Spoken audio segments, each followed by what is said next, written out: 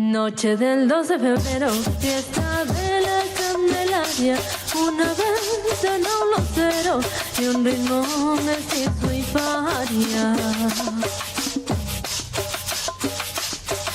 Noche del 12 de febrero, fiesta de la Candelaria, una ventana, un lucero y un ritmo mestizo y paria. Mira que el niño no acabe, sal muchacha que no calle, que todo el pueblo ya sabe que te está creciendo el talle y los senos no te caben en tu vestido de calle. Y los senos no te caben en tu vestido de calle. En la Candelaria cuando llegará.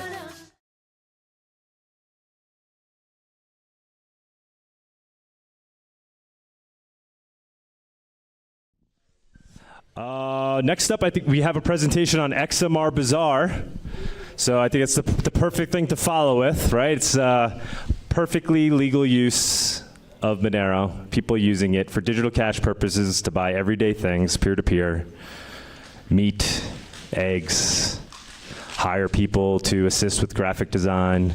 So there's a lot of power in buying legal goods with Monero, right? It's like using cash, and there's definitely utility that comes with that. Being able to sell goods and services directly online, peer-to-peer, with digital cash. Nobody knows when you made a sale, just you and the buyer, right? Nobody has insight into how many things you're selling, what you're selling. All legal things, but done in a way that no corporation or government has insight into the marketplace and what people are exchanging. All we know is they're exchanging legal things and they're doing it peer-to-peer. So that's going to be the next presentation. I think we just need to bring it up. It's going to be done remotely by Aillia. It's actually a recording that she did. XMR Bazaar is developed by an anonymous dev who goes by the tag Anarchio and other tags as well. He built XMR Bazaar with insights from me. And Aillia is basically the one managing the day-to-day on XMR Bazaar. She's the first admin. She is the one that's managing all the new users, helping them with the transactions that they are making using the Monero multisig that's built into it. And we've seen a lot of growth. We've launched, I don't know, maybe 2 months ago, 3 months, I don't know. It's all a blur now with MoneroTopia, but it wasn't that long ago, and we're over like 1,000 listings now, and people are using it. And as you guys know, the whole theme of this conference is Si lo usamos, ganamos. If we use it, we win. I think a native Spanish speaker could probably do that more justice than I just did, but it gets the point across. If we use it, we win. That's the theme of this conference. That's my personal thinking with how we could achieve the greatest outcome with Monero. All just start using it. Opting out of the current state surveillance system, living peer-to-peer, and purchasing things from each other anonymously and privately. So next up is Aillia. She's going to be, we're going to play her recording, and I think then she is taking questions on Twitter. So if we could ask, do a Q&A, you could ask your question, and I'll read her answers off of Twitter. Like I said, she's completely anonymous. Basically, everybody working on XMR Bazaar is anonymous but me.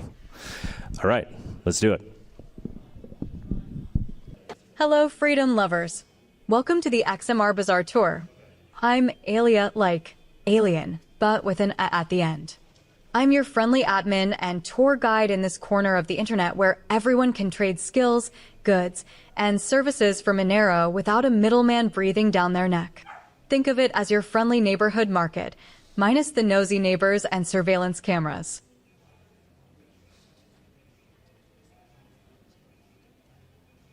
You know what they say, when life gives you government lemons, make privacy-focused lemonade. You see, all those state-imposed adversities, like centralized exchanges delisting Monero, they only make us stronger. Every hurdle they throw at us just pushes Monero in the right direction. People's money, not the state's money. No borders, no third parties, just pure peer-to-peer goodness. All right, freedom seekers, let's kick off our XMR Bazaar tour. Here at xmrbazaar.com, your journey into true financial freedom starts with something as simple as a search bar. Think of it as Amazon or eBay, but without the data harvesting. You can refine your search by category and location, but here's a pro tip. If you don't find what you're looking for on the first try, don't give up. People here can be very creative with their listings. You never know what hidden gems you might stumble upon with a little persistence.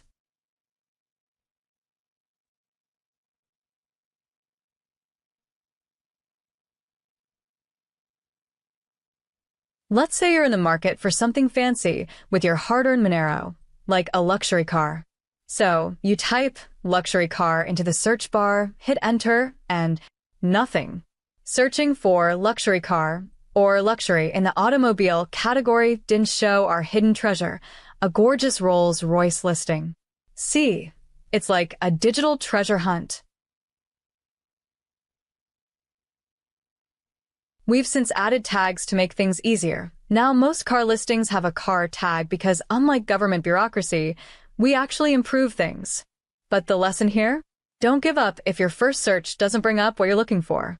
Try different keywords, get creative, and you might just stumble upon your dream ride or something even cooler. And if you're creating a listing, please, for the love of freedom, use all the relevant keywords. Help your future buyers find you. XMR Bazaar is full of surprises. Whether you're looking for something specific or just browsing, you might find exactly what you need or something you didn't even know you wanted. That's the magic of a free market, right? And if you ever feel lost in our privacy paradise, there's always the troll box. It's our live chat with real people without any algorithms. Our troll box is like the town square of XMR Bazaar, minus the government surveillance cameras. Here, you can chat, ask for advice, and connect with fellow freedom-loving, paranoid crypto-anarchists. After all, a marketplace is more fun when it's got a sense of community, right? Now, just because we love freedom doesn't mean it's a freedom to be a jerk, okay? Freedom here means the freedom to exchange ideas, goods, and services, but not the freedom to hurt others. So, play nice. We're all about friendly interaction, or else. Now, let's elaborate on freedom, and with great freedom comes, yeah, you guessed it, responsibility. We've outlined your freedoms in our terms of service. But honestly, it boils down to one simple rule. Do no harm. Don't harm other people, and don't harm the platform. Remember, we're on the ClearNet here. This isn't a darknet market cosplaying as Amazon. Our mission is to build a thriving Monero circular economy where everyone can trade freely and safely. Think of it as a digital Swiss village, neutral, privacy-respecting, and full of cheese. As your friendly admin, I'm here to help keep things running smoothly. If there's ever an issue, I'll be the one to give you a shout. And you know what?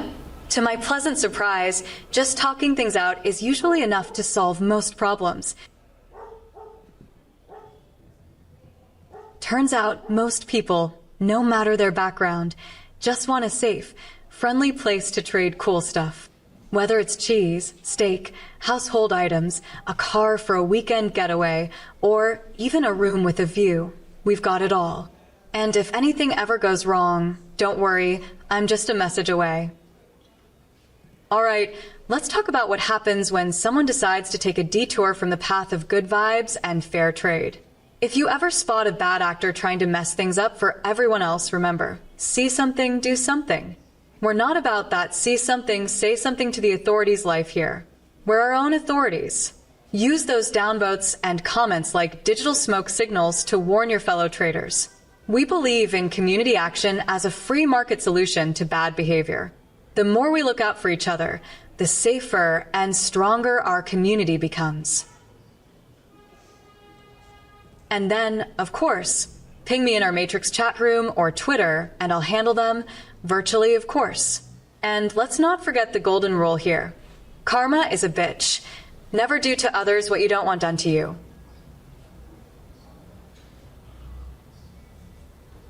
In fact, we follow this golden rule. Never do to others what you don't want done to you, and we take that to heart. We protect your privacy even from ourselves. That means no unencrypted info storage, no IP logging, and definitely no KYC nonsense. We don't want your personal info, and we're not in the business of snooping. Plus, we're totally Tor friendly. So, if you want to go full ninja mode, you can. Just remember, if you're not using a VPN or Tor, your internet service provider can still see you visited XMR Bazaar. And one more thing. JavaScript is only required for the multi-sig escrow tool, which is super handy for secure transactions. But if you're making direct payments, no JavaScript needed. Same goes for our automatic encrypted messenger. Though if you prefer, you can go old school with manual PGP. Either way, we've got you covered. Here at XMR Bazaar, you can keep things pseudonymous. Just pick a username and password, and you're good to go. Email is totally optional, only needed if you want a password reset. So if you're the type who likes to fly under the radar with a throwaway account, that's perfectly fine. But if you're planning to stick around and build some street cred, establishing a solid reputation is definitely encouraged. After all, trust is key in any marketplace, and the more you build up your reputation, the more people will trust you for long-term trades. It's like leveling up in a game, but instead of XP, you earn trust. Alright, let's get real for a sec. The Moneroverse isn't all rainbows and unicorns. Monero is untraceable digital cash, which is awesome, but it comes with the same risks as physical cash. We're in the land of self-sovereignty here. No nanny state to kiss your boo-boos or reimburse your mistakes. Think of it as financial adulthood. Exciting, empowering, and occasionally terrifying. That's why your safety is your responsibility. But don't worry, we're not throwing you into the Wild West without some protection tools to help you stay safe. Behold our piece de resistance, the multi-sig escrow system. Here's how it works. First, you pick a mediator you trust, kind of like choosing a godparent, but for your transactions. Next, a multi-sig setup is created between the buyer, seller, and mediator. It's like a digital three-way handshake where any two participants can complete the transaction. This way, if everything goes smoothly, the buyer and seller can complete the transaction themselves. But if something goes wrong, like a dispute, the mediator steps in to help resolve it. What's cool is that the multi-sig wallet is generated right in your browser, never touching our servers. Everything stays in your hands. Only encrypted multi-sig data strings pass through our servers. And guess what? We can't decrypt them. They're locked up tight with your keys, not ours. Your private data? It stays safe locally in your browser. But here's the catch. You'll need to use the same device for the whole transaction. Oh, and don't forget to download a backup and guard your mnemonic like treasure. We can't restore what we don't store. Because, hey, this is about freedom, right? No middlemen, no gatekeepers, and no oops, I lost my keys hotline either. Be patient during escrow transactions. It's a multi-step process, and you've got 3 participants syncing up, possibly across different time zones and internet speeds. So, if it seems slow, don't stress. Your funds are totally safe, as long as you keep your mnemonic safe. Everything's on the Monero blockchain, and you can always recover funds via CLI with 2 of 3 signatures. XMR Bazaar does not have access to your funds at any point in the process. We don't identify as money transmitters. We're just your friendly neighborhood marketplace. Speaking of funds, unlike those fiat marketplaces that take a bite out of every transaction, we're proudly commission-free peer-to-peer marketplace because we believe in direct user-to-user trading using Monero. As your alien guide who believes in voluntary interactions, I'm happy that we'll never take a cut from your trades. Though if you feel like supporting us voluntarily, well, we respect your right to do whatever you want with your money. Freedom is good, but sustainable freedom is better. So, we're excited to roll out some new optional paid features to keep our marketplace thriving without compromising your autonomy. First up, boosted listings. Pay a little extra, and your listing gets front page status. And for our dedicated community members, we're rolling out trust badges. Think of them as your digital reputation, way more reliable than fiat credit scores. Let me tell you about our super special badges. We will manually verify and award verified badges to our trusted users. This applies only to official businesses and people with a history and reputation in the Monero community to make sure the folks you're dealing with are legit and not imposters. Because in a trustless system, a little trust goes a long way. But wait, there's something even more special, the donor badge. This badge is for those who want to support the project and help us take things to the next level. We're launching a fundraiser, so if you chip in, you'll not only get a donor badge on your profile, but you'll also boost your trust level. Plus, you'll earn infinite good karma and a virtual hug from yours truly. We're just getting started, and oh boy, do we have big plans for XMR Bazaar. We're not just building a marketplace, we're creating a whole ecosystem. Think of it like Amazon or Shopify, but with privacy baked in from the start and Monero as the native currency. You know, the way the internet should be. On the roadmap, we've got forums and groups for you to connect with like-minded freedom lovers, advanced vendor tools to help businesses thrive, mobile apps for when you're on the go, and translations so everyone can join in, no matter where they're from. We're talking about leveling up the Monero circular economy and making it easier than ever to earn, spend, and share XMR. Because why settle for a system that tracks your every move when you can have freedom instead? Between you and me, we're basically building the free market paradise that Hayek and Mises dreamed about, just with better UX and cute mascots. We're not just stopping at Earth. Okay, maybe we are for now, but we're expanding across the globe. Soon, XMR Bazaar will be available in multiple languages.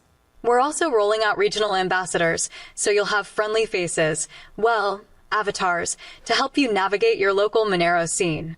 And we're building a referral system too, so you can invite your freedom-loving friends and earn some Monero while you're at it. Plus, we're gearing up for some epic marketing campaigns, think events, giveaways, and community-driven initiatives, all to grow the Monero economy.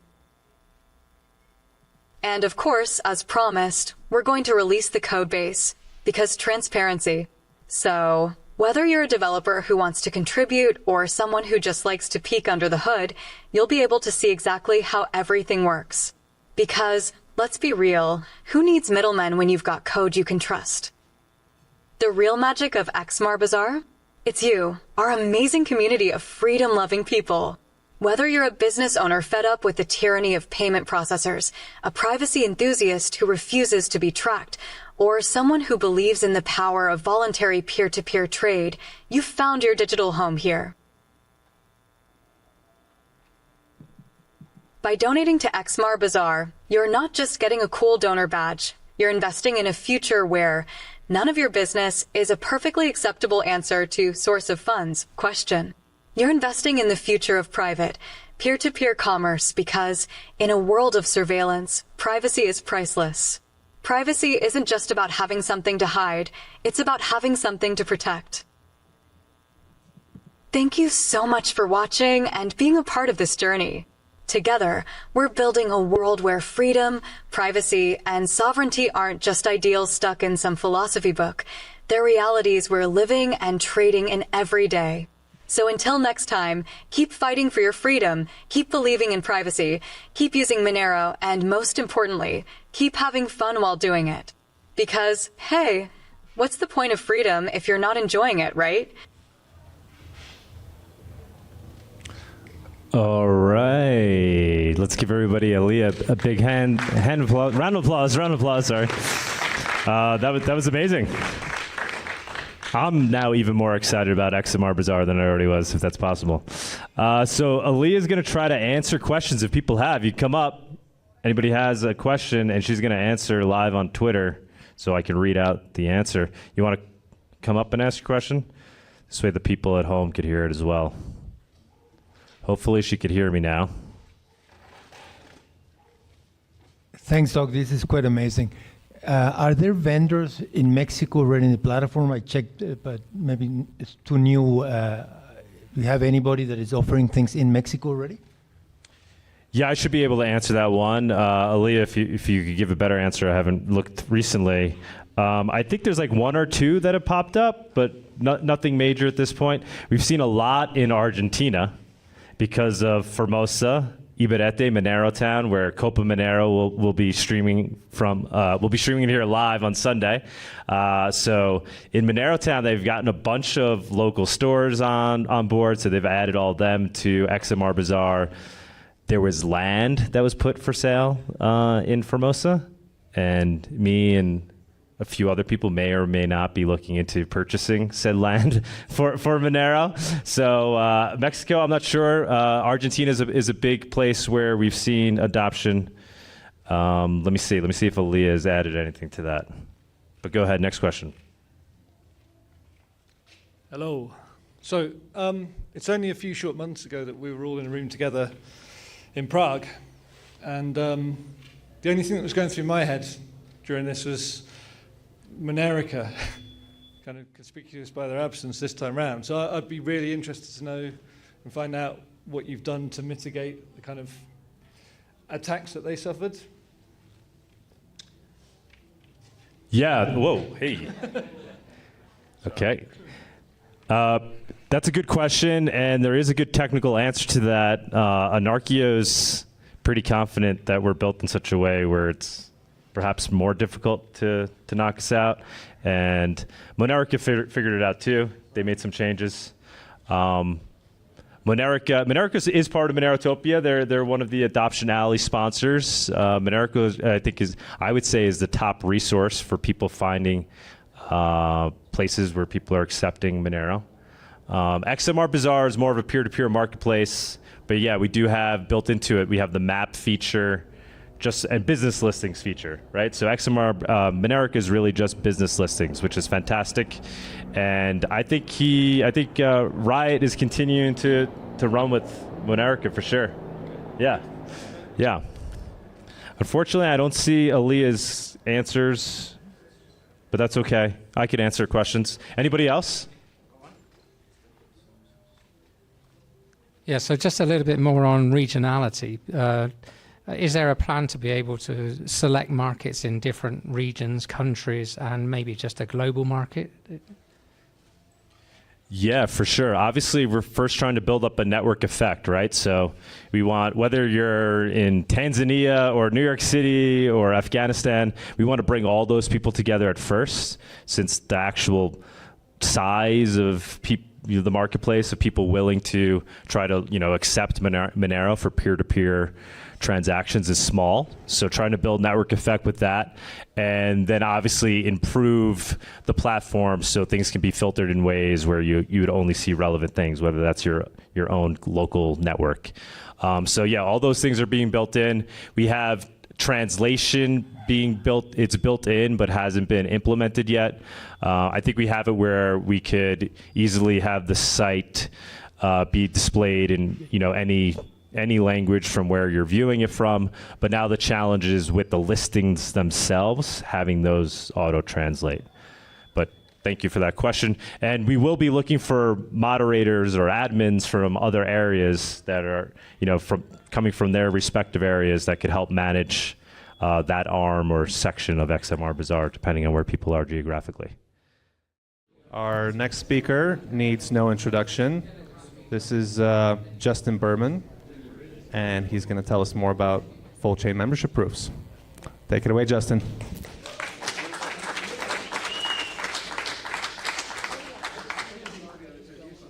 So, testing. There we go. So today I'm going to be talking about the full chain membership proof ++ integration into Monero. So yesterday, I'm not sure how many of you got to see Luke's presentation on full chain membership proofs. That was a bit more of a higher level, protocol level understanding of the upgrade. This talk is going to be more focused on a bit more of the nuts and bolts. And so target audience here, I'd say first primarily developers who are interested in the core data structure that SCMP++ is relying on, and then any node operators who are curious of what their node is actually going to be doing under the hood. Same for people who using their wallet are curious about what exactly their wallet is going to be doing with full chain membership proofs++, and just generally anybody curious about what it's going to work, how it's going to work. So it's and to be clear, it's not exactly going to be the why. I'm actually mostly getting into the how of how it's going to work. So primer on rig signatures, which we've done so many times throughout this conference already. Essentially, you receive Monero at some point in the past. You go to spend that Monero at some point in the future. Ring signatures will obfuscate which Monero that you're spending in the future, so that somebody looking at the Monero blockchain or looking at your transaction can't tell which Monero from the blockchain that you're spending. And ring signatures work by obfuscating your output among 15 others, so yours is one of the 16. And there are some known weaknesses with ring signatures that Luke has also covered, and we've covered at length. Just the EAE attack, and I won't get into these, statistical obfuscation, a flooding attack, where someone controls tons of outputs on the Monero blockchain, then it starts to break down some of the components of ring signatures and weakens the privacy of them. So full chain membership proofs ++ is the solution proposed by Luke Parker to where when you're spending Monero in the future, no one can tell which Monero that is being spent. Your Monero is one of the today it's 130 million outputs that it could plausibly be from, and that will just continue to expand. And some very interesting, and also it's replacing CL-SAG, which is the current ring signature scheme that Monero uses. And to be clear, it's also reusing the current Monero anonymity set, as in combining all of Monero outputs from before ring-CT, from when Monero started, combining them with the Coinbase outputs from that period of time too, all the way up to ring-CT outputs. All of these Monero outputs can be spent with a full chain membership proof. At FCMP++, and it will not require new addresses. The old addresses will continue to work, no migration necessary. And then the ++ component plus spend authorization plus linkability. So spend authorization is essentially just proving that you actually own the output that you're spending, and then linkability is proving that it has not been spent. And so today, those are two added on components to the actual proof, the full chain membership proof. I'm going to be speaking more on the membership proof. And most specifically, the bulk of this talk is going to be about a tree, the full chain membership proof ++ tree, and how that functions, because it's the most critical data structure for a full chain membership proof. So I'm going to get into how it works. So basically what happens is that all valid and spendable Monero outputs that have ever been created in the past and will continue to be created in the future in new transactions, they will enter this tree. And so it's a special tree called a Merkle tree, and even more special, it's called a curve tree, which I'm going to get into those definitions later on in the presentation. So essentially, when you receive Monero in the past, you go to spend it in the future. Again, nobody can tell which Monero is being spent of all the Monero. So, and the way the proof works is essentially, you're going to prove that your output is one member of that entire tree, of all of the outputs from across the train that are in the tree. So, going to go through some definitions. So I'm trying to approach this presentation from the perspective of somebody who actually doesn't have much technical knowledge in the beginning. I'm going to try and give like very high level definitions. So sorry if you obviously understand some of these things like hash functions and all that, but I'm going to walk through it as if this is the first time you're learning some of these concepts. So hopefully it should be all right to follow along. The math won't get too deep. So hash functions, they essentially take an arbitrary sized amount of inputs and they map that to one small fixed sized output. And it's sort of like, you can imagine that the output of a hash function is like a fingerprint of the inputs. It's a unique fingerprint. And it'll produce the same result for inputs. So if you have these three inputs here, these three random inputs, you have your hash result on the yellow on the right side there, 0xabc123. That is this fixed size string. That is the hash of the preceding values. So that is hash functions. Merkle trees. So the way Merkle trees work are they're this.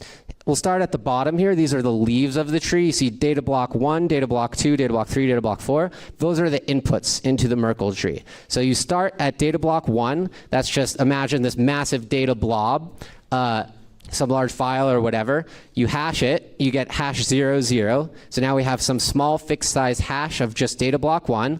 Then we look over to the right, you see data block 2 is just this new different blob of data, gets hashed and becomes hash 0, 1. And so now we have these two different hashes, these two small fixed size inputs that we then make that an input into another hash function and get another smaller fixed size output. So the two hashes of the data below then get hashed into this hash higher above. And we do the same thing on the right side. You see the same thing for data block 3, data block 4. They have their own hashes. They get combined into hash 1. And then finally at the top we have our root, which is the hash of the two hashes below. And so that's functionally how Merkle trees work. And so they're a very critical concept in blockchains, and especially the general concept is very useful for understanding curve trees as well. So now we have another concept, elliptic curve cryptography. So basically, what you need I'm not going to get into the inner workings of elliptic curve cryptography, just some high-level concepts that are important to understand for curve trees. Essentially, they enable an efficient form of public key cryptography. So your Monero address that you can share with someone is essentially, it's a concatenation of two public addresses of your spend public key and your spend your view public key, and then your private key is obviously your spend private key is the corresponding private value associated with those public values. So, and what these are called, and so Monero uses this code called ED2519. And so the private keys, Monero's private keys, your spend private key is a scalar in the scalar field of ED25519. And Monero public keys, you go from your private key over to the public key, there are points on ED255, on this curve ED25519. So the curve is like, kind of imagine, go back to your algebra days of like y equals x squared, like the parabola on a graph. The curve is kind of like that. It's a curve and so these points, the Monero public keys, are points on that curve in the graph. So another important concept for curve trees is a curve cycle. So curve cycle is a set of two different curves that have a special relationship to each other. The scalar field of each curve is the base field of the other. And so a bit of a technical wording, but functionally what that means is take curve 1, we start with a point on curve 1. You can derive a scalar from that point on curve 2. You can take that scalar, scale it into a point on curve 2, and then cycle back over to curve 1, get the scalar on curve 1, and then you can continue the cycle like that. And also, to be clear, these are one-way. So it's a one-way direction there. So now we're going to introduce a concept of hashing scalars, combining the two concepts. So assume we have 3 random scalars in curve 1 scalar field, and that's there on the left side of this diagram here. Scalar 1, 2, and 3. We're going to run those scalars through a special hash function to arrive at a point on curve 1. And so then we can take that point and then extend to a scalar on curve 2. So now we're going to get to curve trees. So the curve trees authors found an efficient way to be able to construct these membership a membership proof among a large set in a trustless way. And when I say efficient, I mean fast to prove, fast to actually make the transaction, fast to verify. So if someone wants to verify that you've constructed a valid proof, and also does not have a massive space requirement. So efficient on all 3 fronts. An important, and again, the idea is that you can prove that an element is a member of the curve tree without revealing which element it is. And that's like the critical aspect of curve trees. So some other aspects of curve trees important to understand are that the layers in the tree, so if we go back and look at this Merkle tree here, the layers in a curve tree are distinct in that each layer alternates across the curve cycle. So curve trees are composed, they rely on this curve cycle component to actually achieve the properties of an efficient scheme. So, and then again, each element at each layer is a hash of the layer below. So I have a diagram here of a curve tree. So we start at the bottom. We have points on curve 1, the blue boxes. Each of those, so we'll start at point 0, point 1, and point 2. Point 0, we can derive a scalar on the other curve 2 in the orange box. So we have point 0 to scalar 0, point 1 to scalar 1, point 2 to scalar 2. And then same thing on the other side for 3, 4, 5. And then so on the left side, just looking at the left side, scalar 0, 1, 2, we run those through a hash function, and then we arrive at a point on that curve, and we do the same thing for the right side, and we arrive at a point, another point, a distinct point, and then we take those points, go back to the scalars on the next curve, hash those again until we get to the root point.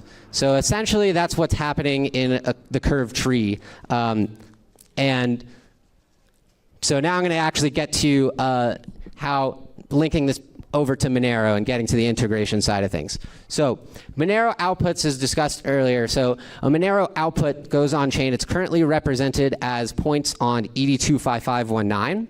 And unfortunately, ED25519 cannot be safely part of a curve cycle. And so Tevador proposed this interesting idea of using what's called a tower cycle. So we can take points on ED25519, derive scalars that are in the scalar field of a curve that is on a curve cycle, and then continue with our operations in that cycle. So the curves that Tevador proposed are called Helios and Selene, and the important aspect is that so Helios is one curve, Selene is the other in the curve cycle.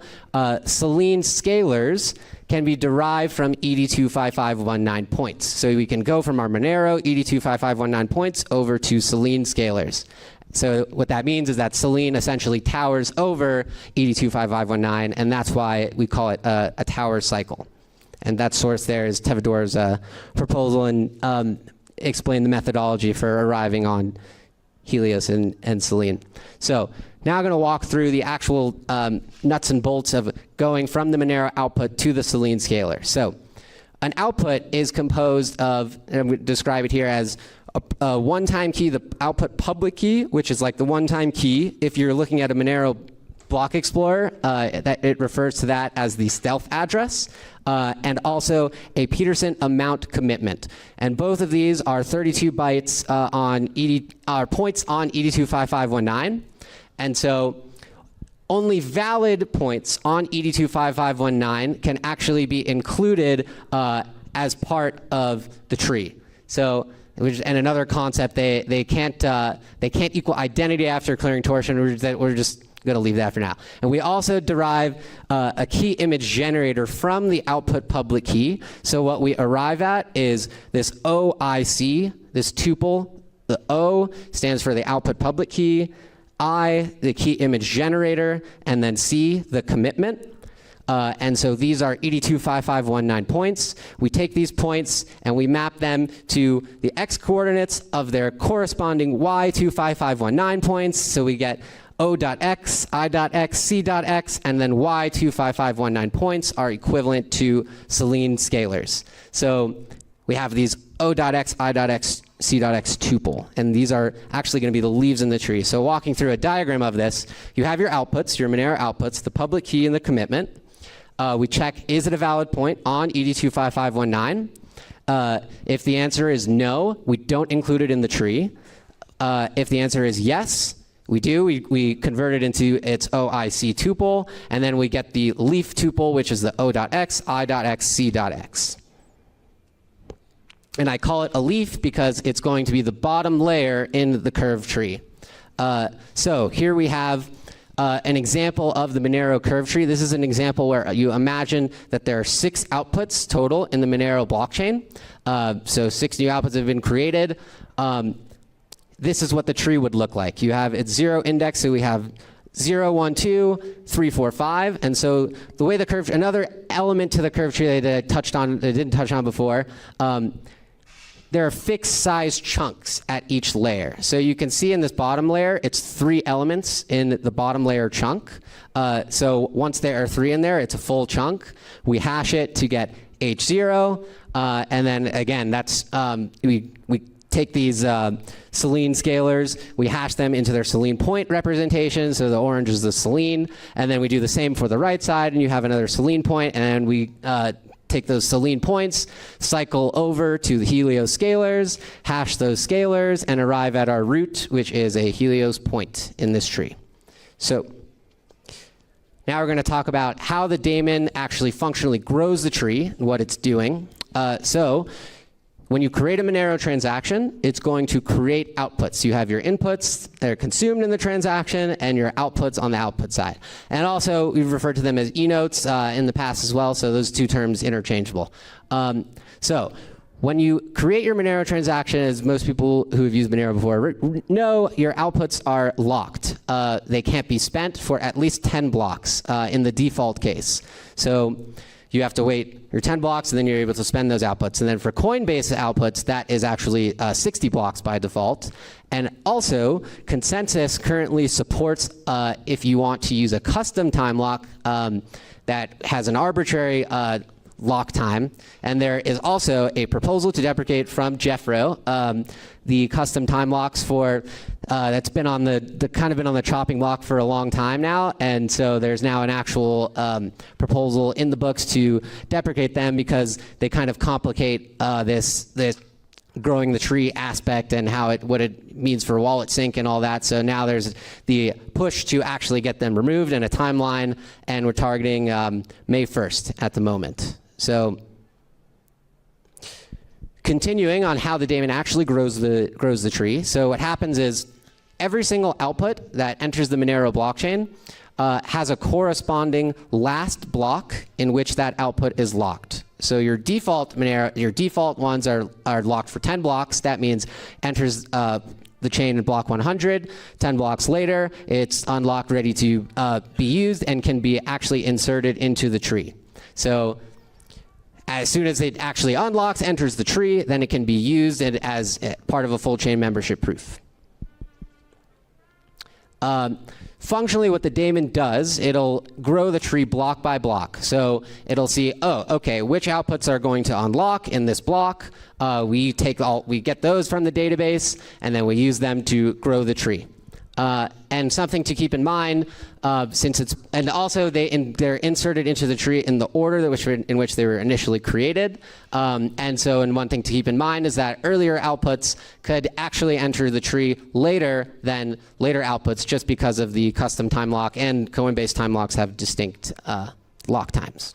So I'm going to walk through an example of what happens in various scenarios to the tree when we actually do grow it. So here we're starting with a tree that only has 5 outputs. So you can see in the last chunk it's not yet full because the chunk is full when it has 3 elements. So let's walk through this. What happens when we grow with 1 output? So you see the yellow for our 6th or index 5 output, O.x5, I.x5, C.x5. That's added to the chain, to the tree. And now this orange H1 that existed already in the tree is changing. It's going to have a new hash calculated based off of this new value, and that's same for the root. And so we calculate a new root. So, and this is what our tree now looks like. It's got 2 full chunks in the bottom layer. Now we're going to make a new root. Let's see what happens. So we're going to add 1 new output, and so the layer above, that actually has a chunk width of 2 in this example. In the actual code, we're using 18 and 38 because that had the best figures. And so this is just for demonstration purposes. The layer above has a chunk width of 2. So those 2 H0, H1 in the second layer, that chunk is now full. So we have to create a new hash for the new outputs that enter the chain. And then moving up, we have a new hash again for that new hash in the layer below. And then we reuse both of those to get the new root of the chain. So we move a layer up, back over to the other curve in the curve cycle. And so here's what our tree looks like now. And something something to keep in mind here. I've even cut off the left side of the tree here because it's no longer relevant. You see O0 to O2, and I've cut off those prior portions. Something to keep in mind that every time you're growing the tree, things that are already inserted into the tree, except for the rightmost values of the tree, are unnecessary for the calculation of how to grow the tree. It's just something a thing to keep in mind. So next step, we're going to grow by 3 new outputs. And so we have, so the last output that was in the chain was index 6. So now we have 7, 8. Now this chunk is full. We move on to a new chunk, and we have 9. So what happens is H2, which prior existed in the chain, now changes to a new value. And then we have a new H3. And now H1 is going to change based off of the new value from H3. And then we go all the way up to the root. So those are the basic, this is now our tree structure. Those are the basic ideas behind how the curve is essentially growing.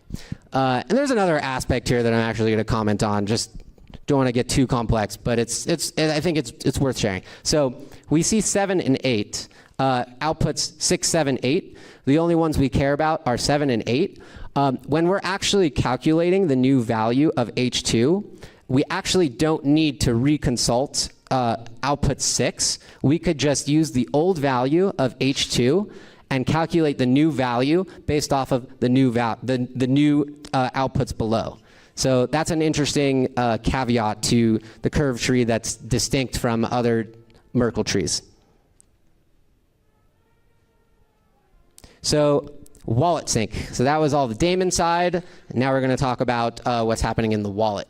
So when a user wants to actually spend the output to construct this full chain membership proof, they need to know that output's path in the tree. And so we're looking at here, this graph here. This shows that the stronger green shade, output 1, that's the user's output in this example. So, and then the lighter green is all the elements that we need from the tree in order for the user to construct the full chain membership proof. And again, just tying this all together, what that means is the user is proving that they know that they have knowledge of one member of the tree, and they can construct this proof without revealing which member of the tree it is. So that's what the users they need. In order to construct this proof, the user needs all the leaves in its chunk and then all of the path elements above the leaves.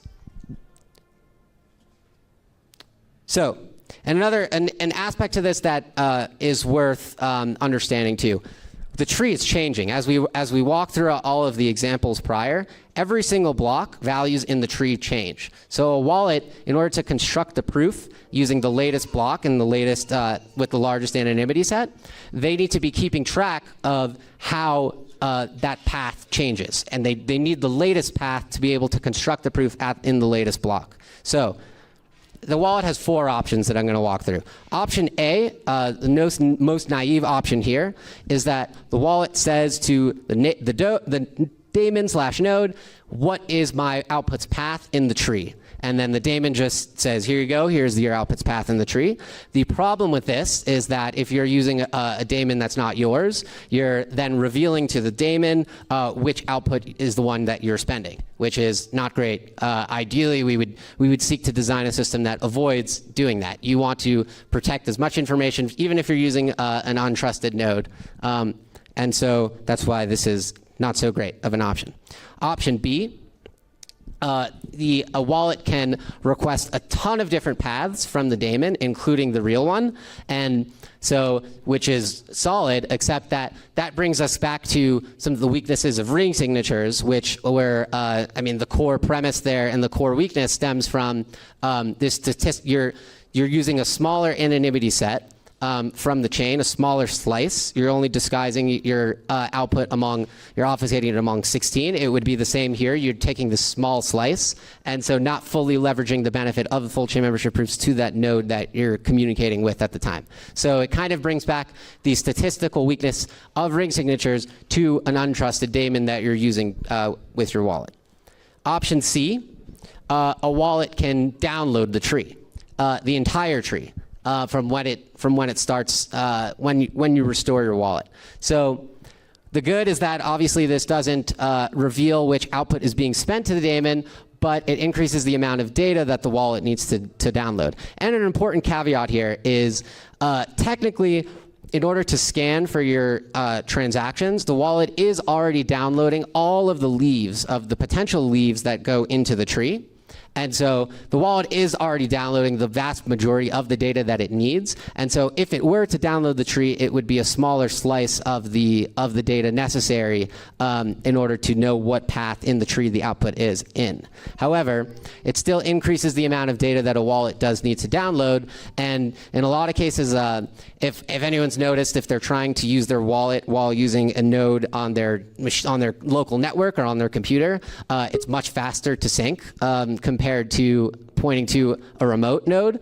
That's because the wallet is, for the most part, bandwidth constrained. The internet download speed to actually download the outputs is what the bottleneck is in that circumstance. And so we ideally don't want to increase the amount of data that a wallet would download. So option D here is for a wallet to build the tree locally. So the benefit, of course, here is that the wallet isn't going to reveal their output to the daemon, and it just reconstructs the tree basically from the data that it's already downloading today. So no extra data that the wallet needs to download beyond today. It just has to do this additional operation alongside scanning the chain to build the tree so that it can determine which outputs, where in the tree the output is in. So here is basically how it works, how the nuts and bolts would kind of flow. And it would flow very similar to the daemon. So it has to, the wallet is already downloading all the outputs in the chain. However, the wallet is also going to have to, on its own, keep track of when outputs are going to unlock so that it's growing the tree in the exact same order, in the exact same way that the daemon is growing it, because if there's any mismatch there, you're going to end up with an incorrect root and your proof is not going to be valid. So the wallet also has to keep this cache that's keeping track of when blocks are going to unlock. And then what the wallet does is it grows the tree locally and then updates, it takes this tree addition, the changing values in the tree, and then it reads, okay, I know about these paths in the tree, I have received these outputs in the past, here's how I need to change these values in order to have the correct path. And then what it does after doing that, after making the necessary updates that it needs, it just prunes data from that tree that it no longer needs. So if we go back, if we recall from earlier, oh, wrong way. How I'm cutting off the left side of the tree here because it's just not necessary in order to see what future elements in the tree are changing. You see that 012, or it starts at 2. It's just not, you just don't need those values anymore to see how the tree is going to change. So the wallet can just prune all that data, doesn't need to keep it saved. So that's functionally how building the tree works in the wallet. So as of today, the current implementation that I have in development is taking my computer, a pretty powerful computer, about 2 to 2.5 times as long to sync the chain. So, and that's where the bottleneck is. So it's actually taking 2 times longer to actually build the tree than it is to determine if outputs belong to you. That's where scanning is bottlenecked when you're pointing to a local node. You're bottlenecked on, is this output mine? So this building the tree becomes the new bottleneck, and it's about 2 times as long. Now, this is down from about 5 to 6 times from like a few weeks ago, so there's just a lot of room on the table here to actually bring it down. And just some of the few things that I did were building the tree in parallel to identifying which outputs belong to the user, and then building in large chunks at a time to take more advantage of multi-threading. And then there was also another interesting suggestion by Luke to an interesting crypto operation to calculate transparent amount commitments 6 times faster, which is also neat because daemons currently are calling this operation to sync. So that'll actually speed up daemon sync a little bit too. And then there's 3 like clear, very obvious areas for improvement still further. So one is speeding up the time to check an output if it has torsion. So that is necessary because it's part of the validity check. Outputs that after clearing torsion are equal to identity are not allowed to enter the tree. And I mean, simplifying, it's just an invalid output. Checking if a valid is valid to be included in the tree. We can speed that operation up potentially almost 2 times just by implementing this idea from that paper that's linked there. And then the arithmetic on the Helios and Selene curves, the low-level math that's happening there, has not been optimized. It's just a first pass implementation. So both of those are like serious, ripe for areas for improvement. And then also there's getting CPU utilization to 100% on all threads. And that's work that's also proceeding with a separate scanner that I was working on prior. And so with these 3 things in check, the goal is to actually have sync time remain bottlenecked by identifying your received outputs. So building the tree locally ideally will not impact scan time whatsoever. And it will still be the vast majority of time spent syncing. Like it'll almost be completely 99 or whatever % dominated by checking for received outputs. And that's the goal. So looking forward on where the integration is. So this whole presentation is has just been on the tree in specifically because that's the kind of probably where the majority of my work will be in total, working on the integration. It's like this massive data structure and changing approach that the protocol currently does. So that's where the heavy amount of work done for the integration is needed on my end. And so that on the daemon side, it's about 90% done. On the wallet side, it's about 80% done. And then now all the Legos to construct and verify FCMP++ transactions are about to be like 95% complete. Luke is praying to be done by end of the month for that. And so the remaining major tasks on the integration are gluing these Legos together for constructing and verify transactions into the actual protocol code, into the consensus changes, and some RPC changes and multi-sig. Those are kind of the remaining major things. The bulk of the work, the heaviest amount of the work was on the tree side, and that is serious headway in progress. Is almost done. It's close to done. Oh, and the database changes are also almost done. So it's looking good on that end. And here are some links here. I think the slides will be online. So first is the paper, Luke's paper on specifying FCMP++. And then the second link is a PR I have submitted to Monero that's essentially a work in progress PR that has all this tree code implemented. And so I'm just working down a checklist in that PR that if you wanted to follow along how development is going on the integration, that's a good place to see. And then the third is that is a CCS proposal for on the research side of things, and so there's still some auditing work that needs to be done, and a bit left over on the research end. And that's a good place to keep track of that as well. Thank you very much. Still for questions.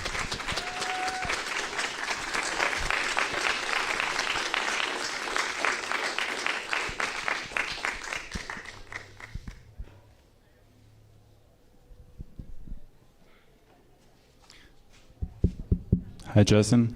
Hello. Thank you for a nice talk. I would like to ask you about the public output public case. Are there members of ED 25519 curve or not? How what? Like I think it's slide 15, probably. So when you have an output of a transaction, you have a output public key, and yes. This one? Yeah, public key commitment. So is it this point? Is it does it belong to ED 25519 curve, or it's like in a cycle? So the output public key and the commitment, those are on ED 25519, and those are what's currently on the Monero blockchain. And so we take the output public key, the output and the commitment. We check for torsion. We make sure that they are actually on the. It's possible that they're not on the curve, and then in which case they wouldn't be able to be spent. But consensus isn't checking, isn't enforcing that they are on the curve, and so in the event that they're not on the curve, they get dropped, can't be included in the tree, and that they are, and after clearing torsion aren't equal to identity, then we will derive I, which is also on ED. So OIC are all on ED25519, and then which is just, and I is just hash to point of the output public key, and then we move over to the cycle, which is over to the leaf, and we derive the Selene scalar from the ED25519 point by going to the Y25519 curve. So I would like to, you mentioned in the end, I think that one of the caveat is in like field for possible optimization is improving the torsion checking for this. And so if they are members of ED25519 curve, why you could just like multiply it by 8 and get rid of all the torsion elements? That's what it does right now. Multiplies by 8, divides by 8, and it could be sped up with this paper. The idea is to check that it's, I don't remember exactly the nuts and bolts of the paper, but it's to speed that, instead of having to multiply by 8, divide by 8, there's... So it would be even more efficient than just multiplying and dividing by 8. Yeah, supposedly the paper says it's twice as, their method is twice as efficient. Yeah, thank you so much. You got it.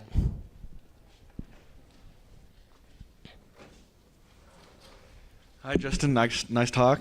Thank you, Jeffrey. I was wondering why the Y25519 X coordinate instead of the ED25519 Y coordinate for the first layer.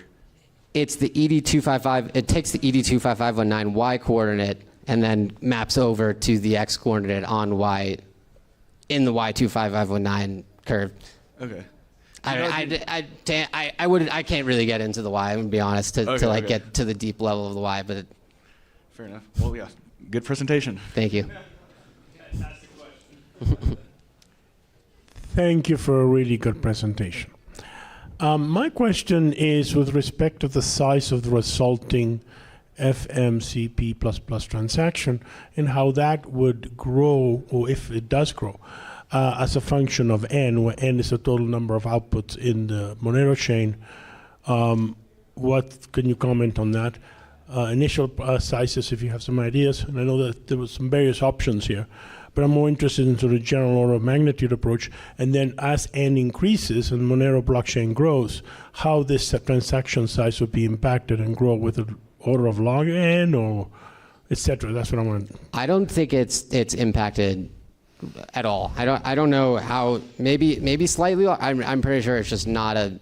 Maybe when we have to move up a layer, which is like in 200 billion outputs, but I'm pretty sure it's not. It's I believe, and I'll double check, but the effect of the number of outputs in the chain will be negligible on the actual proof size. What's more impactful is the number of inputs in the transaction, and I think, as from what I recall of the rough ballpark figures, is it sounded like in the few kilobyte range per input. Yeah, but what I'm specifically thinking about is what happens when you add a layer.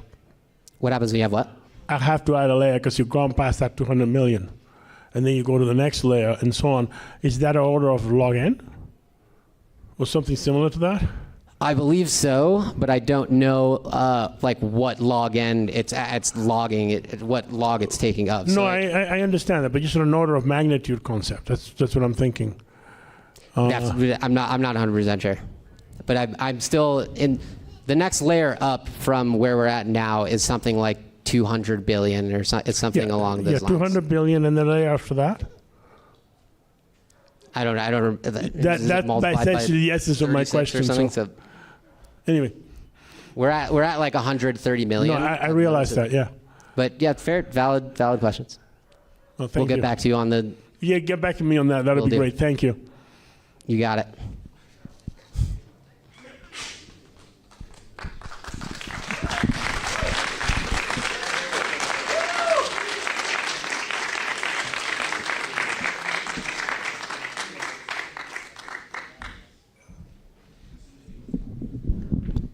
All right, thank you very much for this presentation. I have to admit I did not understand much of it. And he was so fast getting on stage that I was outside getting a drink hoping I get on stage to present. Now I'm not very reliable because I've missed my cue, but I gotta tell you that the Rojito Mezcal outside is incredible. So if you get to try that, it's a local drink. It has espadín, mezcal, hibiscus syrup, and lemon juice. Pretty good. I recommend it. I'm not going to tell you where to get it because there's competition, but anyway, I'm supposed to present the next presentation. I present presentation, makes no sense. But next up we have Juan. He's an educator who's going to talk in Spanish, if I'm not mistaken, about some of the stuff that he has been researching. So thank you very much, and you can have the stage, Juan. Thank you. Gracias, gracias. Oh. Hola a todos. Hay gente que solo habla español.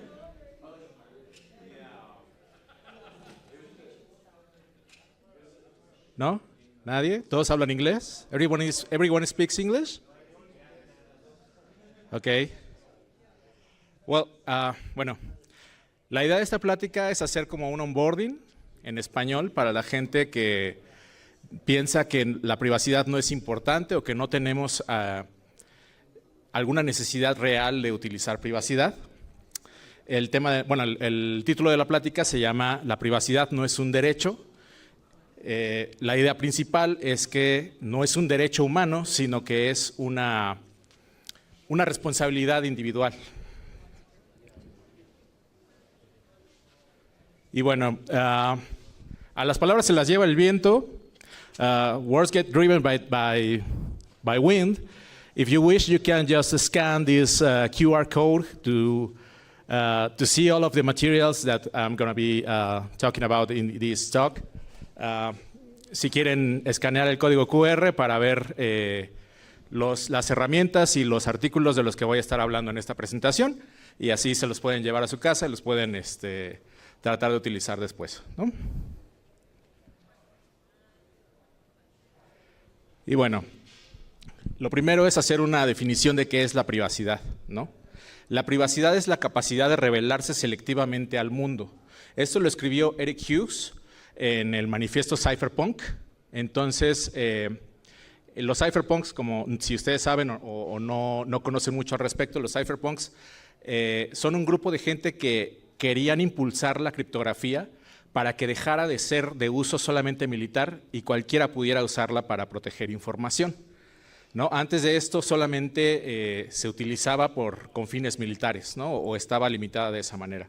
Y en el manifiesto Cypherpunks, Eric Hughes dice que la privacidad es la capacidad de revelarse selectivamente al mundo. ¿Lo conseguiste? Perfecto.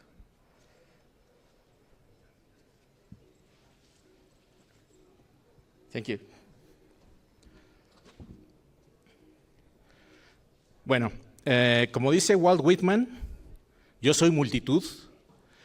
A eso se refiere el hecho de que nosotros tenemos más de una identidad en Internet. Nosotros interactuamos de manera diferente cuando estamos en LinkedIn que cuando estamos en Tinder, o al menos espero que algunos de ustedes lo hagan de esa manera. Interactuamos según la red social o el tipo de personas con las que estamos interactuando. Esto quiere decir que nuestra identidad es de alguna manera fluida, no es una cosa fija. Nosotros podemos entrar a un sitio y actuar de una forma, o tener un género y entrar a otro sitio y cambiar de género, cambiar de tema, cambiar de tipo de personalidad que estamos utilizando en un sitio o en otro sitio en Internet, ¿no? Entonces somos multitud. No tenemos una sola identidad, podemos utilizar muchas identidades en Internet porque no nos vemos físicamente el uno al otro, ¿no? Sin embargo, Google, Facebook, Amazon quieren hacerte creer que uno tiene una verdadera identidad que se puede medir, parametrizar, vigilar y predecir. Ellos prometen asistencia benevolente gracias a algoritmos que te entienden mejor que tú mismo.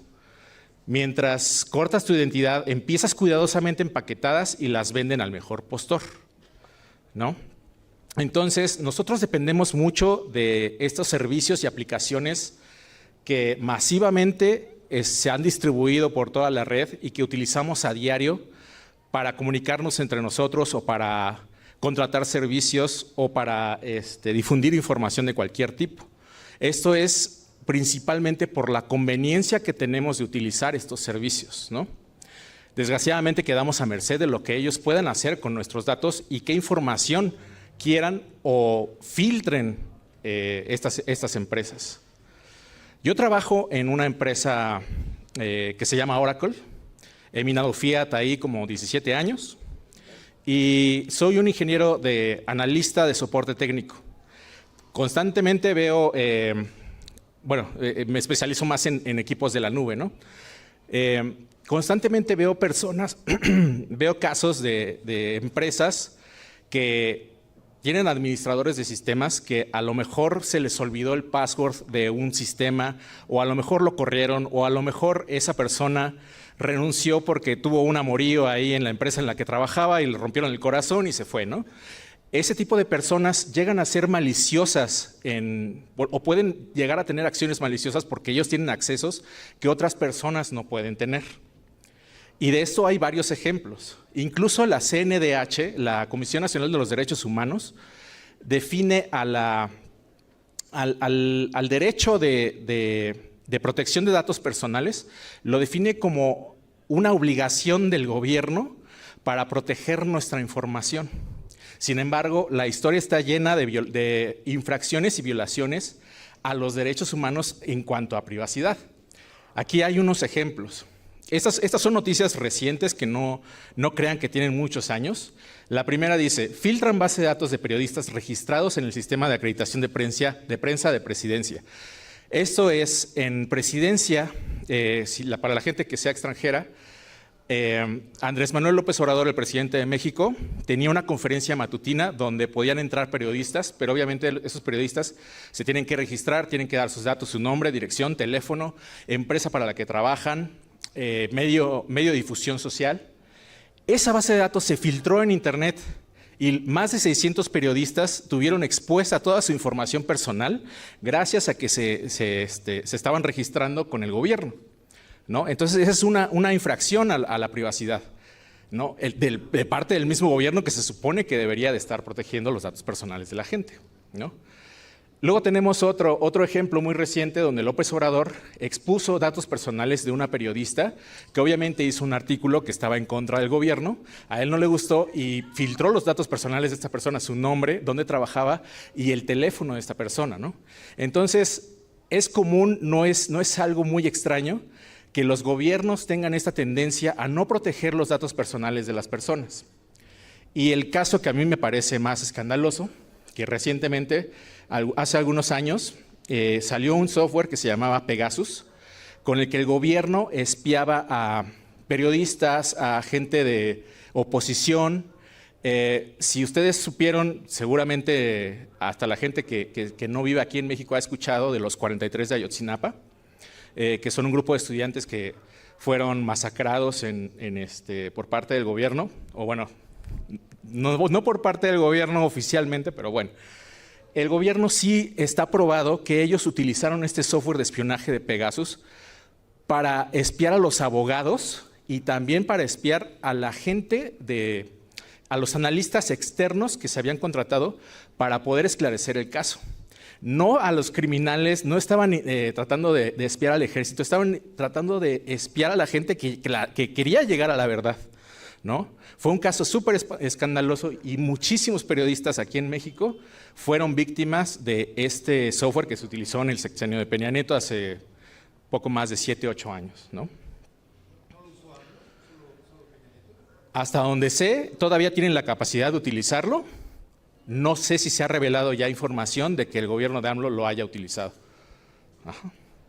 Sé que tienen el software, pero todavía no ha salido como a la luz si lo han utilizado o no.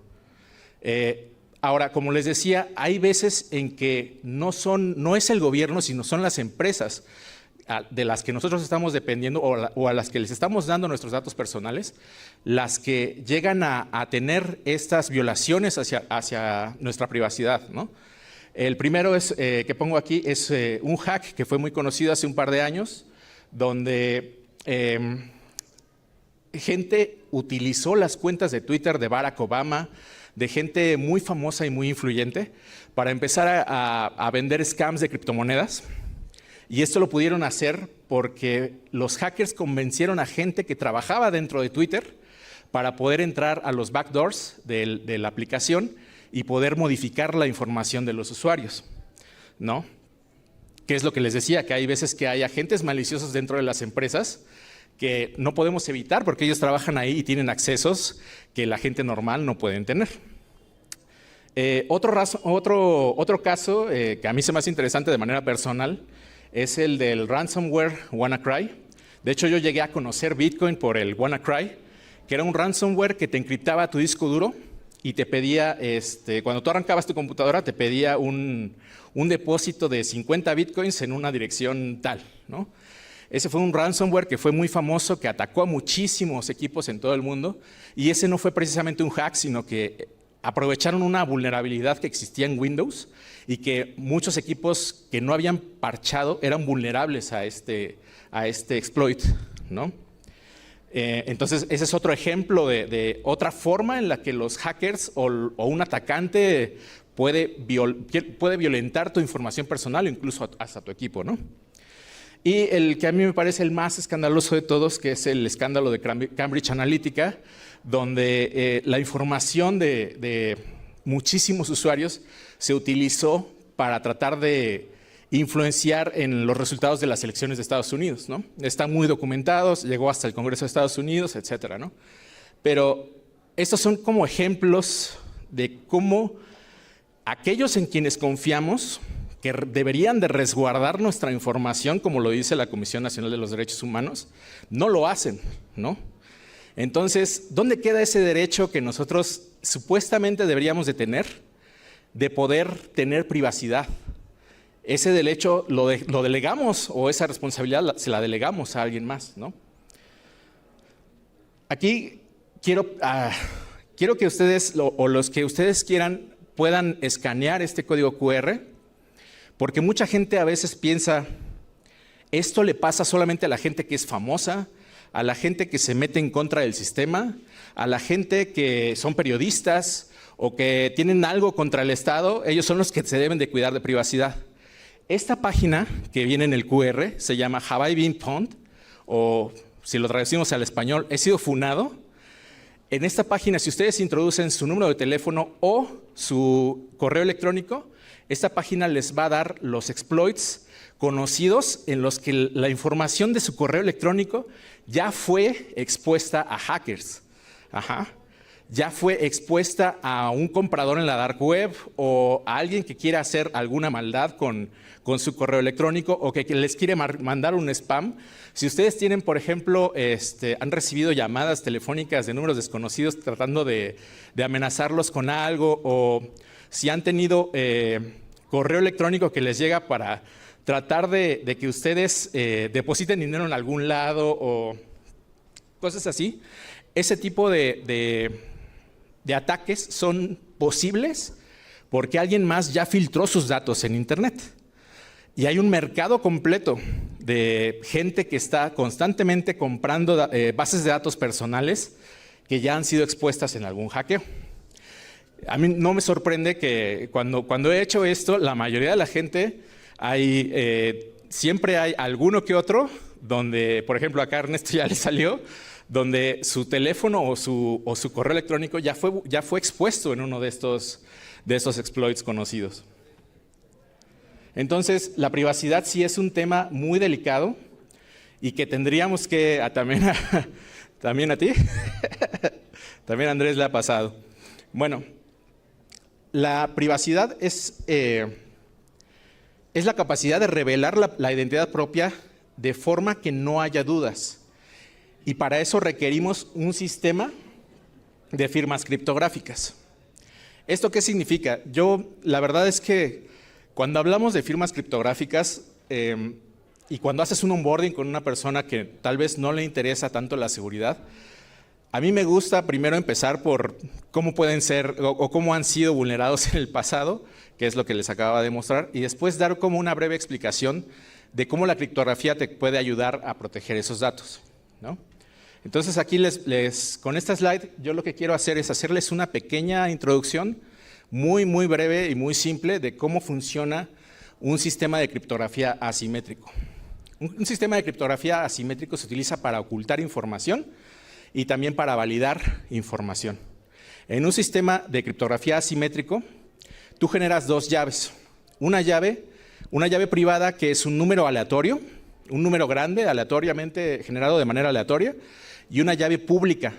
Esa llave pública es generada a partir de ese número aleatorio que tú ya tienes, que tú guardas y que tú custodias, y la llave pública se deriva a partir de esa llave privada, con un algoritmo que en un sentido, para generar la llave pública es muy fácil de correr, pero si tú quieres generar la información al contrario, es decir, tú tienes la llave pública y quieres generar una llave privada, la probabilidad de que logres hacerlo es tan baja que es uno de los sistemas criptográficos más seguros que existen.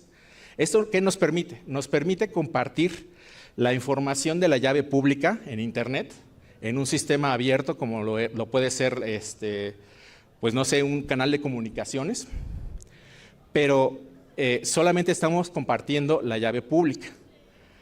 Cuando tú quieres mandar, por ejemplo, en este ejemplo, Alicia quiere enviarle a Beto un mensaje cifrado que solamente Beto pueda desencriptar.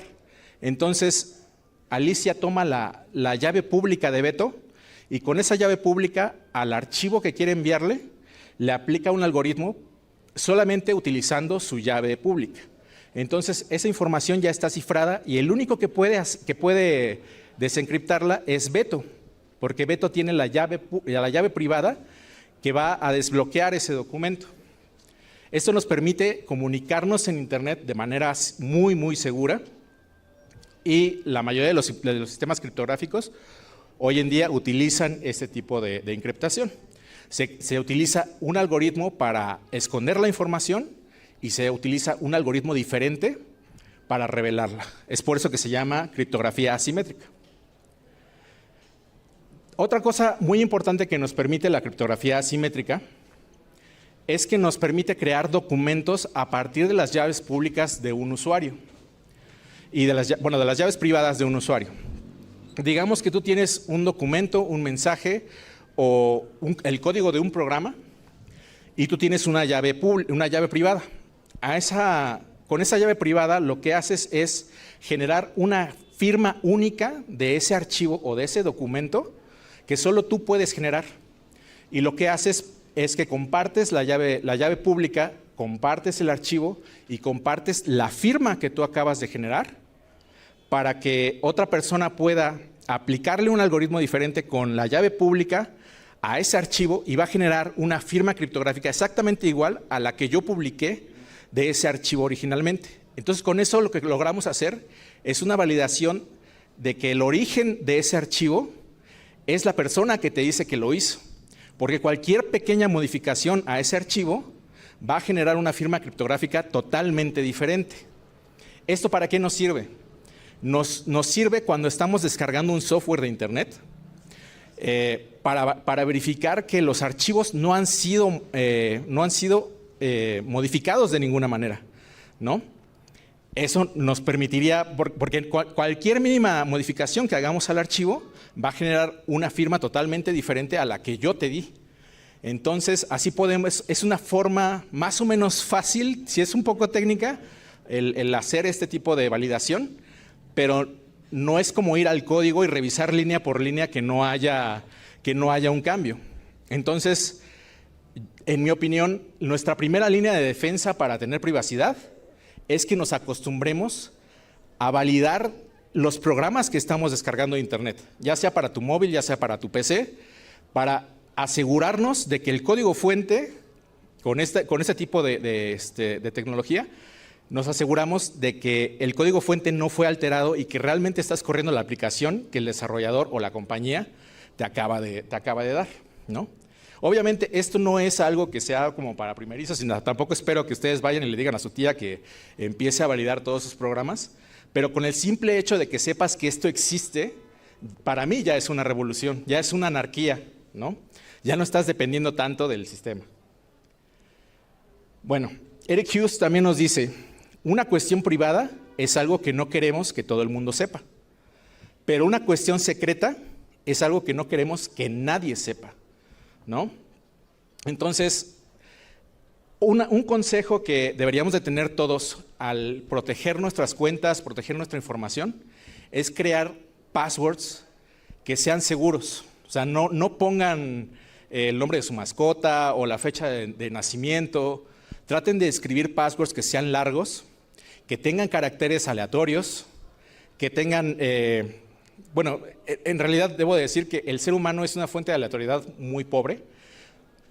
Hay mucha gente en todo el tiempo que está en Internet tratando de generar passwords que vayan a chocar con alguna cuenta que ustedes tienen, ¿no? ¿Por qué? Porque la mayoría de la gente utiliza fechas, nombres, lugares, mascotas, etc.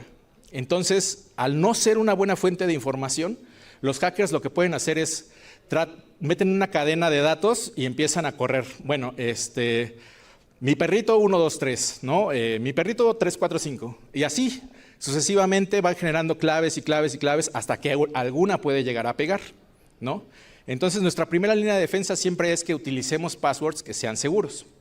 Ahora, una segunda línea de defensa o para ir más allá, deberíamos de utilizar un password diferente para cada sitio o para cada servicio que estamos utilizando.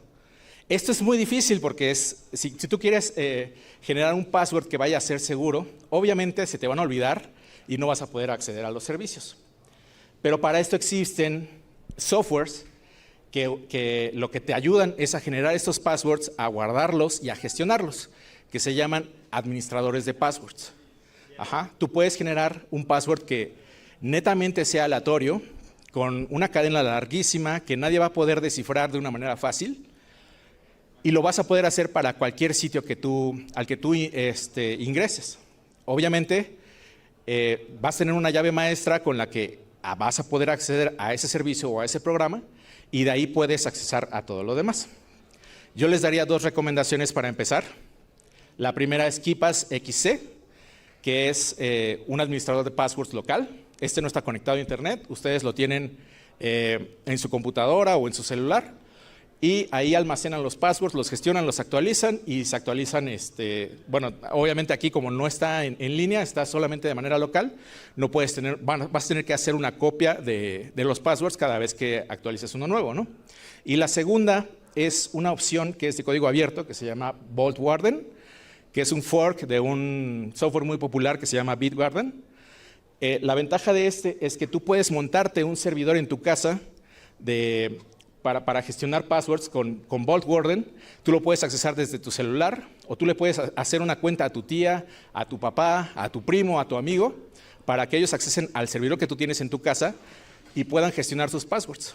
Como esto está encriptado con criptografía asimétrica, no hay forma en la que yo, siendo el gestor de este Vault Warden, yo no puedo ver la información que tú tienes. Sí la estoy almacenando en mi computadora, pero no la puedo desencriptar. Solamente tú y el cliente que tú tienes en tu celular o en tu computadora puede hacerlo. Entonces, voy a estarles sugiriendo algunos softwares que funcionan de esta manera, ¿no? Una opción que es más o menos fácil de utilizar y otra opción que puede ser de código abierto, que les va a costar mucho más trabajo de instalar, pero pues para que sepan que existen, ¿no? Por lo menos. Eric Hughes también dice, si yo digo algo, quiero que lo oigan solo aquellos a los que iba dirigido. Si el contenido de mi discurso está al alcance de todo el mundo, entonces no tengo privacidad.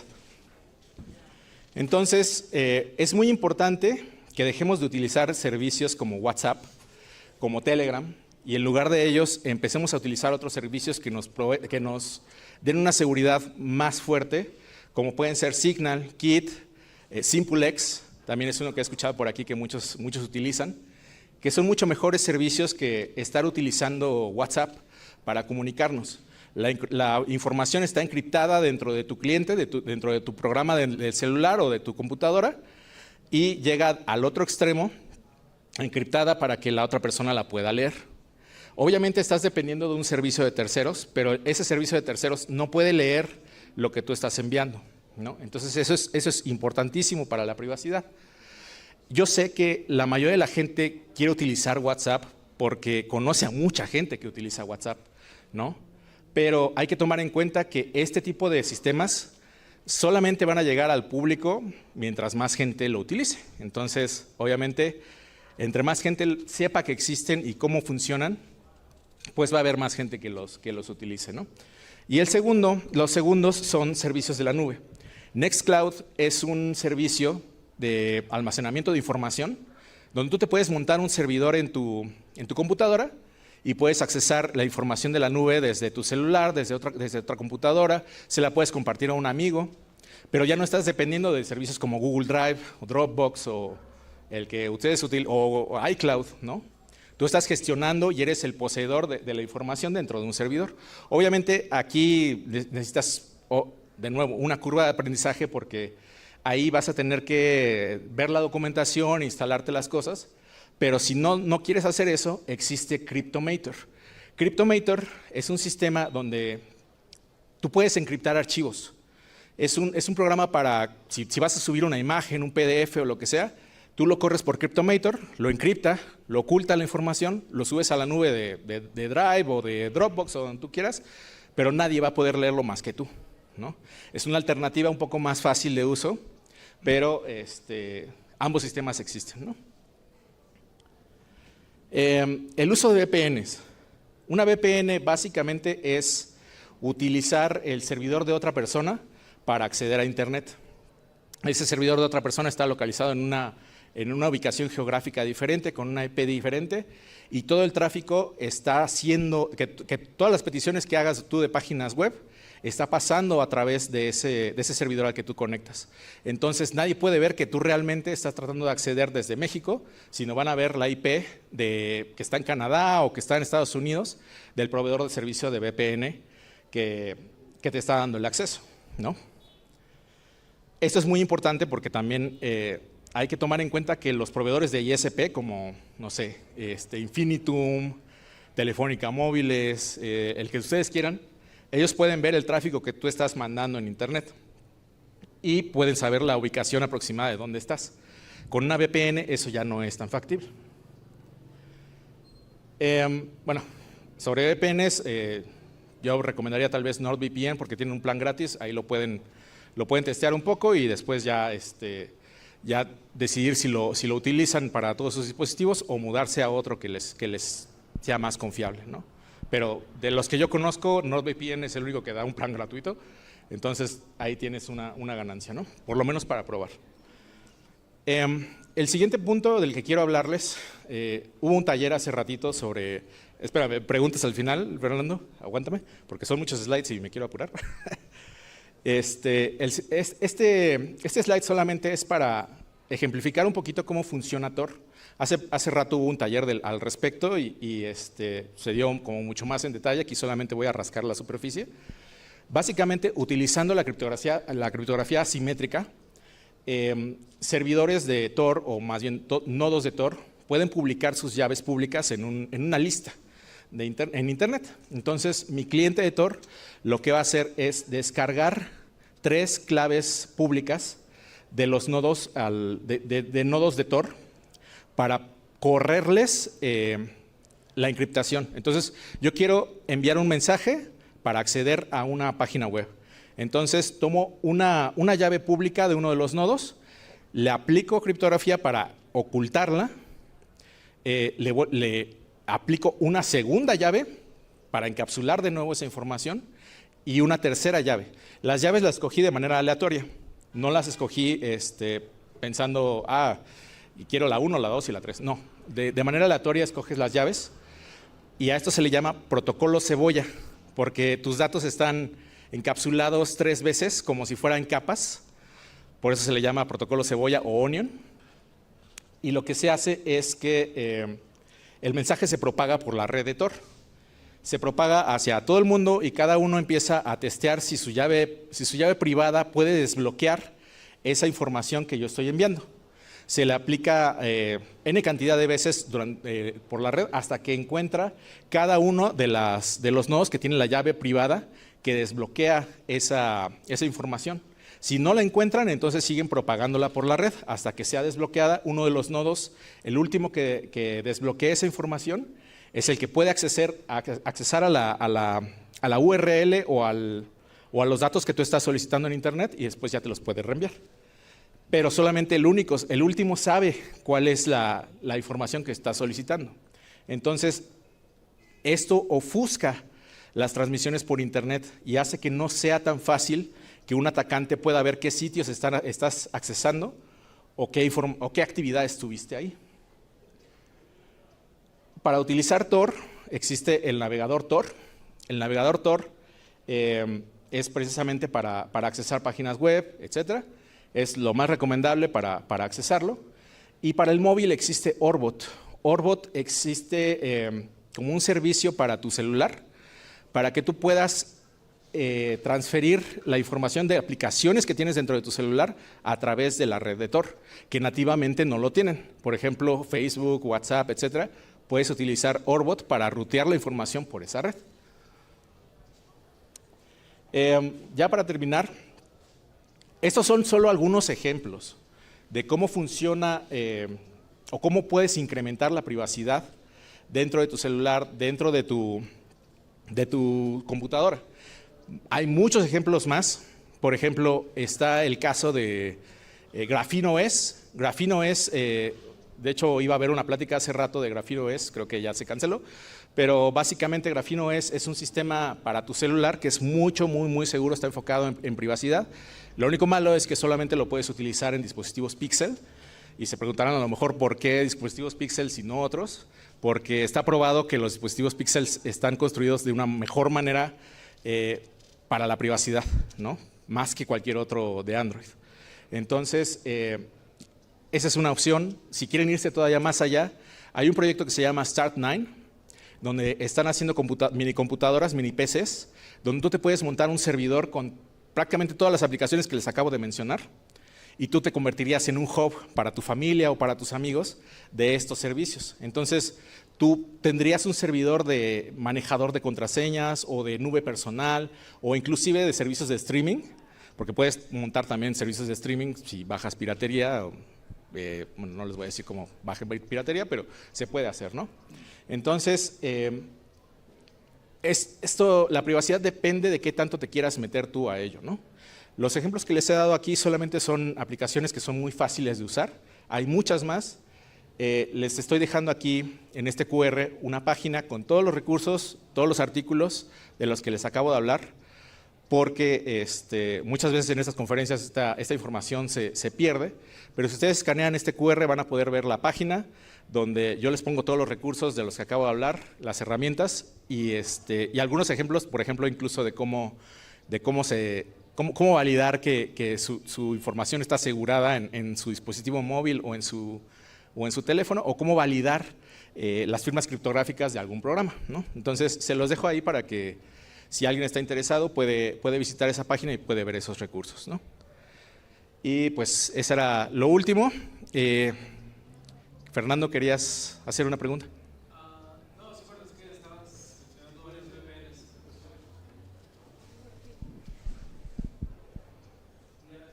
Hace rato mencionabas de las VPNs. Ajá. Me vino a la mente esa frase de que cuando algo es gratis, el producto eres tú.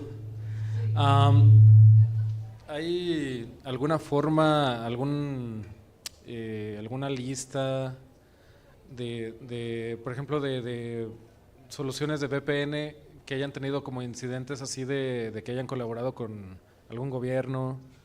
Creo que sí lo hay, pero no sé si tú lo tengas así como más a la mano en mente, como alguna comparativa de qué compañías de VPN o qué protocolos han tenido así como más vulnerabilidades o backdoors o cosas así. Hasta donde yo sé, en la Unión Europea sí hubo un caso así, pero no recuerdo cuál era el proveedor de servicios. Si van a buscar un proveedor de VPN, lo primerito que yo buscaría es que utilicen OpenVPN. OpenVPN, que es de código abierto y que puedes tú validar, ¿no? Eso me lleva a otro punto que a lo mejor no mencioné mucho. Los programas de código abierto son mucho más propensos a que a que sean validados por el público, ¿no? Es decir, si tú eres un programador y sabes cómo validar un programa, lo que hace un programa, pues tienes esa posibilidad de checar qué es lo que hace el código línea por línea, ¿no? Que obviamente no todo el mundo lo va a hacer bueno, a lo mejor aquí en la conferencia de Monero igual y sí, ¿no? Todos lo pueden hacer, pero el simple hecho de que exista la habilidad de checar el código, creo que ya es una ganancia enorme, ¿no? Entonces yo empezaría, si vas a utilizar un servicio de VPN, que sea con OpenVPN, que utilice OpenVPN para empezar, y ya de ahí pues empezar a ver qué trade-offs tienen, ¿no? Todo en seguridad y en privacidad siempre hay trade-offs, ¿no? O sea, a nosotros nos es muy conveniente utilizar los servicios de Google porque pues no tenemos prácticamente que hacer nada, ¿no? Solamente bajas algo, lo empiezas a correr, te abres una cuenta y ya estuvo, ¿no? Pero yo creo que eso nos expone a muchos más problemas que tal vez no tengamos ahorita, pero que podríamos tener en algún futuro, ¿no? Incluso yo recuerdo que ha habido hacks de gente hackers que hackearon algún servicio de exchange de criptomonedas y los capturaron precisamente al buscar dentro del Google Drive de esas personas. ¿Por qué? Porque los gobiernos pueden ir con Google y decir, oye, de esta persona quiero que abras el Google Drive de ellos para ver qué tiene ahí, ¿no? Entonces, digo, no les estoy diciendo vayan y hackeen algo, ¿verdad? Pero si pueden hacer eso, pueden hacerlo con cualquier persona, ¿no? No sé si alguien más. Adelante, Andrés. Hola, tengo una pregunta. Para los servicios que son las aplicaciones en realidad, en las que estás encriptando cosas, como por ejemplo Keepas o, bueno, no sé, vos no mencionaste Veracrypt o Cryptomator o eso. Una solución que yo encontré, y te quería preguntar qué te parece como a término medio, para poder meter a gente más normal a esas soluciones, porque una de las cosas que fallan siempre es la capacidad de sincronizar entre dispositivos. Es sincronizar por Dropbox o por Google Drive, por lo que sea, el archivo que ya está encriptado, el archivo de la base de datos de las contraseñas o el archivo de que está encriptado.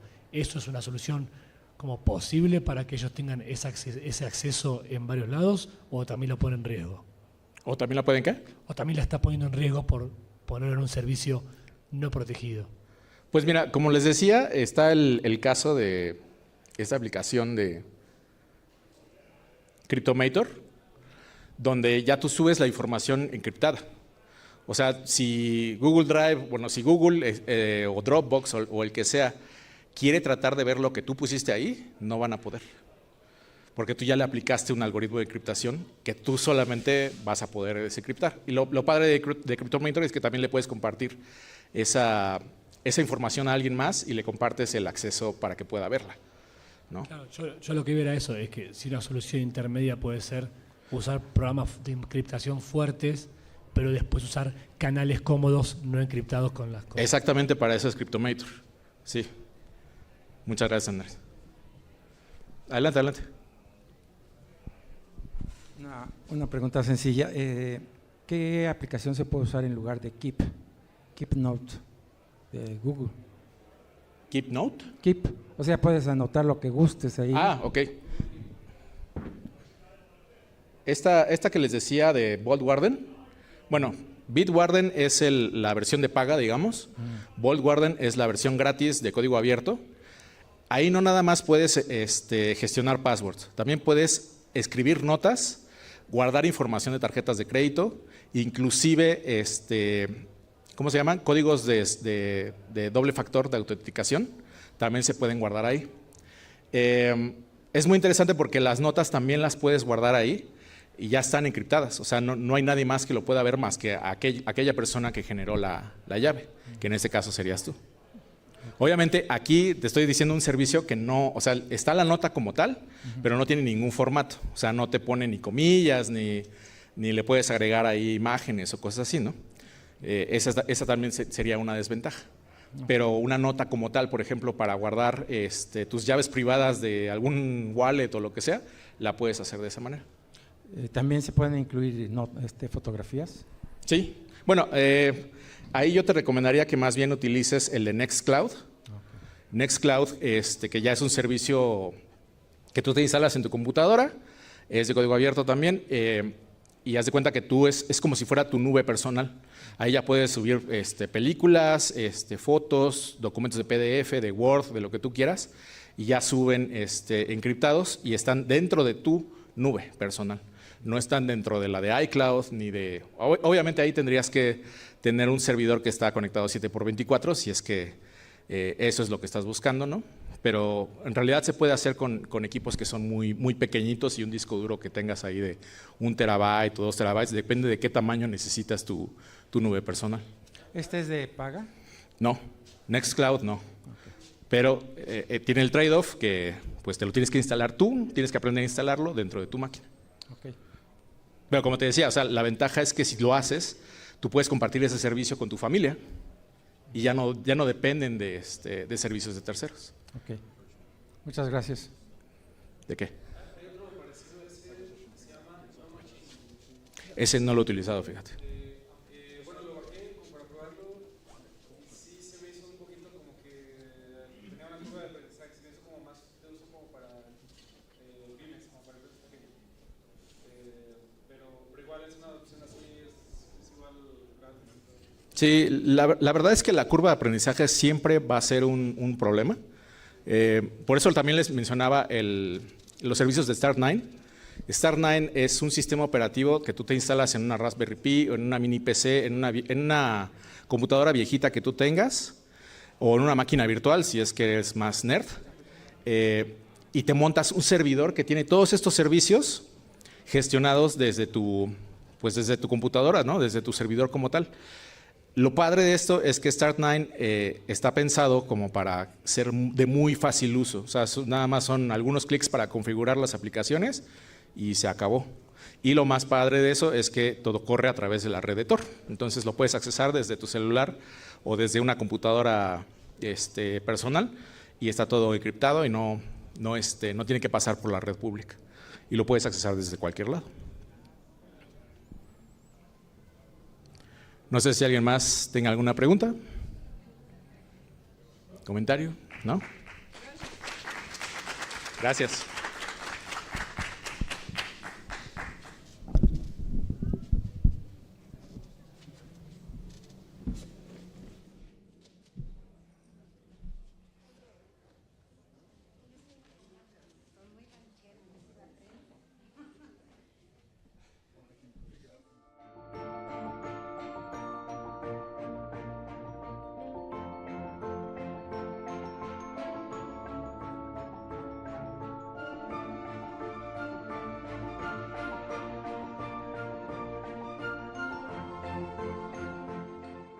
Pretty interesting debate that we're going to have. It's the opt-out panel. We're going to talk about store of value versus medium of exchange and the utility of it all, if there is any, right? And to my left, I'm going to name them in order. We have Pavol Luptak, famous cryptographer and cypherpunk from Czechoslovakia. You're born in Czechoslovakia. I don't know if you're Slovak or Czech, but... It doesn't matter. Yeah, I'm originally from Slovakia, but I was born in Czechoslovakia. We have Juan Galt, who has some very cool cards that he will be sharing with you if you're interested. They're also AR enabled, so you can download an app and you can see some animation for his Pepes. Really exciting. We have Youssef, who is the CEO of No Ones and formerly Paxful. He doesn't like it if you mention Paxful anymore. But he's on a crusade right now to get rid of all the bad actors and bring back that old spirit of cypherpunk peer-to-peer stuff. And he's also working on adoption in Africa, which is admirable. And we also have Brian Trollz, a.k.a. Shinobi, a.k.a. Shinobius. He is one of the coolest people you'll ever meet in person, but one of the most toxic people on Twitter. So you don't want to be on his bad side. We're just outside, and I'm not going to name any names, but I said, hey, do you know this guy? And he said, yeah, I trolled him back in 2017, and he hates me now. I think these conferences should be a good place to mend some old conflicts. But anyway, I'm not sure which side you're going to take, but either way is going to be fun. And then we also have Aaron Day, who is an advocate against CBDCs, and he very much likes the idea of peer-to-peer electronic cash. I think that's a fair description. Most of you have been on my podcast, which is fun. I was named moderator of this panel last minute. Yesterday I had no idea I was going to be here moderating, but it's good to have you guys. So let's settle some rules here and decide who's going to be for store of value and who's going to be for medium of exchange. I'm the wild card. Yeah. I'll argue store of value, but I think it's more nuanced than that dichotomy, you know. But yeah. Okay, so we have Juan on the store of value camp. Let's get someone else on it. You don't have to believe in it, just take on that role just so we can have a proper debate. Come on, don't you want to hold on to the digital beanie babies? Hoard them, hold them forever? No. Spend them all. I don't want to be killed for this, but it comes to Monero to be like a medium of exchange now. It's going down. You know, like all crypto is going up now. In my media, it's just Monero is just going down now. So it's a medium of exchange for sure. Okay, I'll be the store of value guy. Like, never spend, never sell. Die with your coins. Take loans and buy more coins, but never use them to improve your life. Live like a monk. Does anyone have a counter argument to that? Don't you like food, eating, water? So I'll set the stage then. So the reality is that like we would all want people to be spending Bitcoin and Monero on everything and like using it as a currency. And if at some point I think we will get there, but the reality is that Tether is kicking our ass, right? So Monero adoption sucks, Bitcoin adoption on exchange on buying stuff sucks. Tether is the one that's actually taking the market. So if you look at KYC analytics in Colombia, for example, for the crypto users of Colombia, which is maybe like 5% of Colombia, 70% of that trade is Tether, and then maybe 20-something Bitcoin, and maybe a little bit of Ethereum, right? And maybe some Monero. And that's what you see more or less in other countries in Latin America, right? So if you don't have access to dollar bank accounts, you like Tether. If you have dollars in the US, you're looking at Bitcoin as a store of value, looking at Monero for privacy, right? I think that the reality is that the normies only get interested when the price goes up.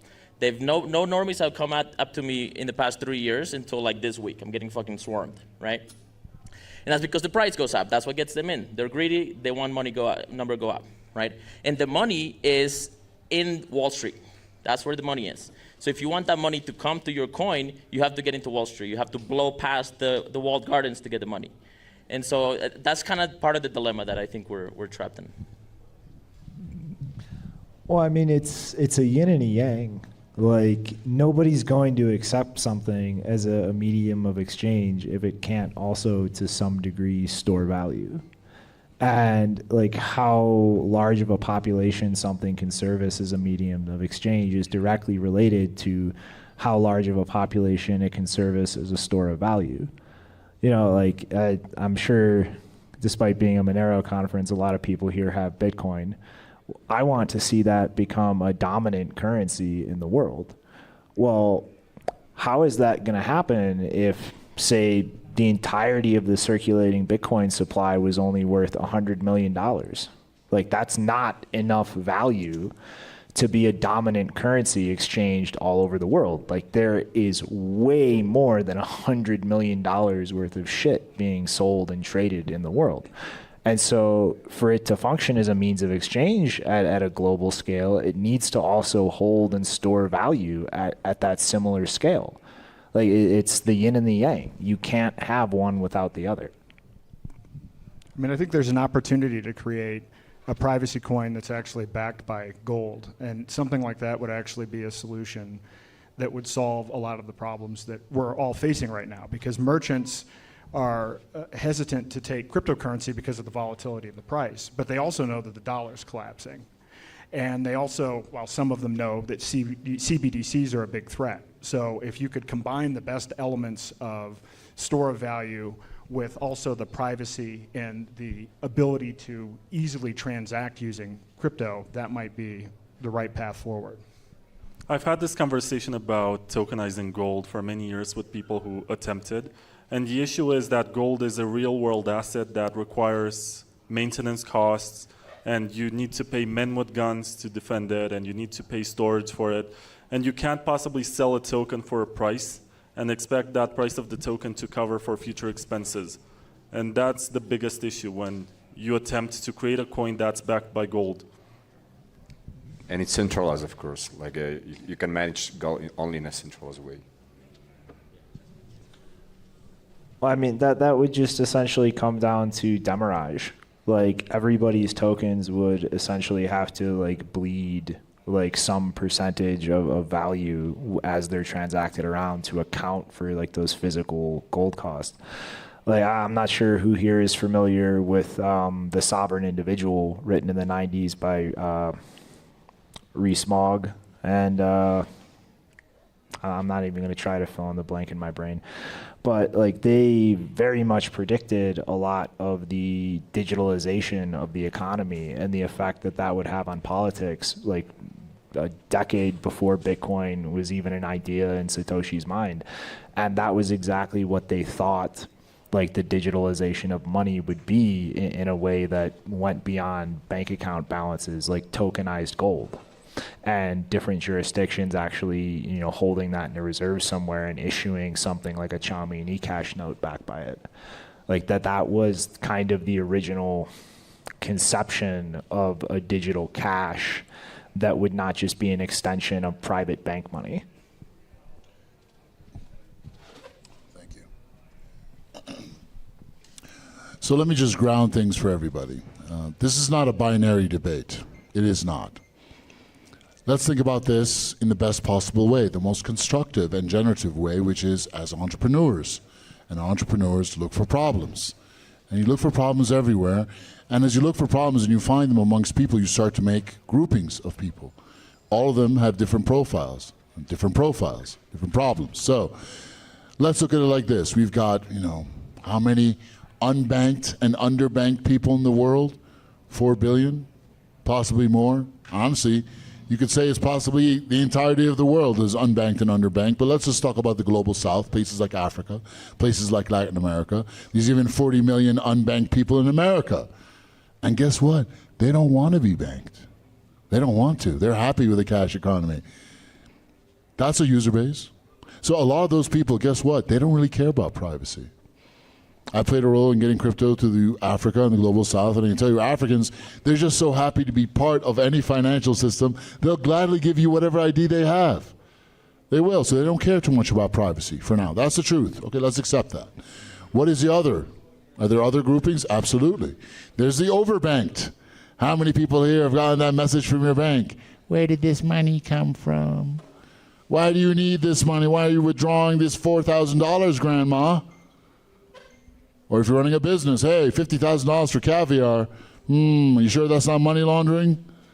There's a lot of overbanked people in the world that just want to get the banks off their back. And a privacy coin would make a lot of sense for them, actually. They're still a little timid, though. Maybe they don't want to jump into the privacy thing fully, but they want to be part of a decentralized system where they can collect payments without problems. Absolutely. So that's a huge chunk of a user base out there for us, too. And least but not last, nation states, whole clusters of nation states under sanctions. They're looking for liquidity. They're looking for ways they can move money, corridors, how to collect money. Their corporations are looking for ways to collect money. Russia's a great example. And the entirety of the global south that is under sanctions right now, they need help as well. And they definitely value privacy.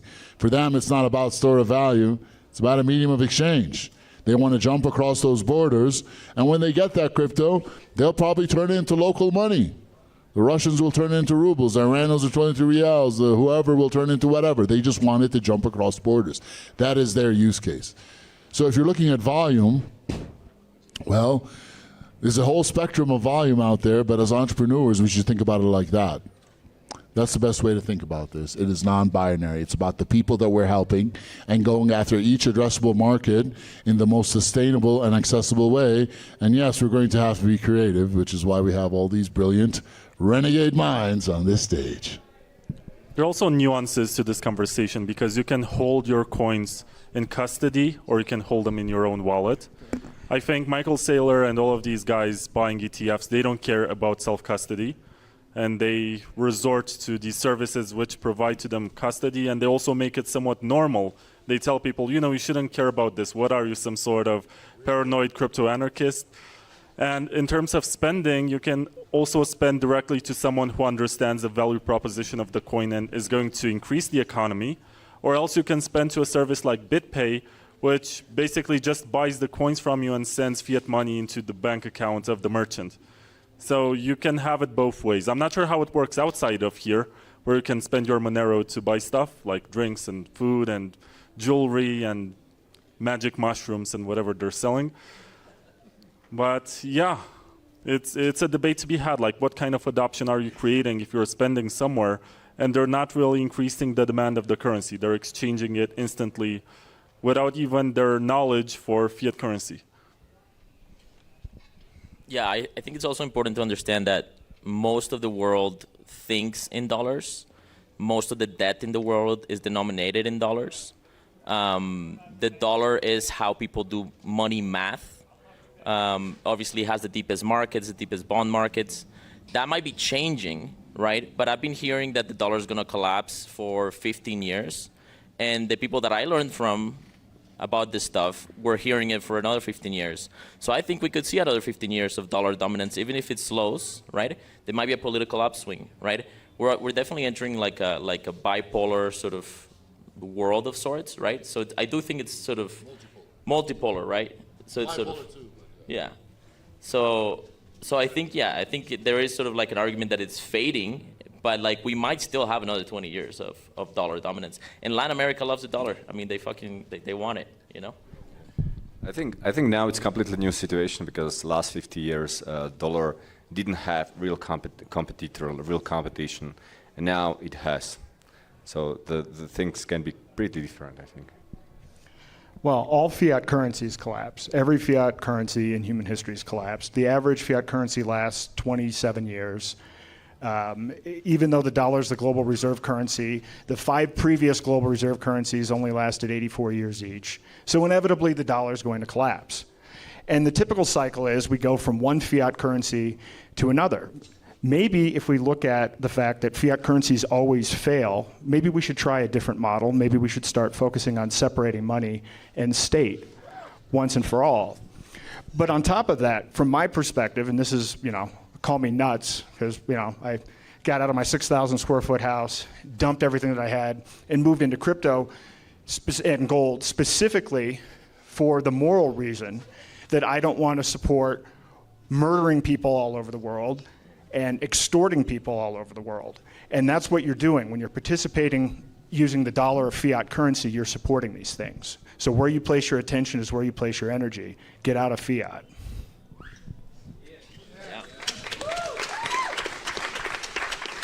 I mean, doesn't that kind of implicitly come down to don't store your value in fiat? Like, doesn't that circle back to that these are two sides of the same coin?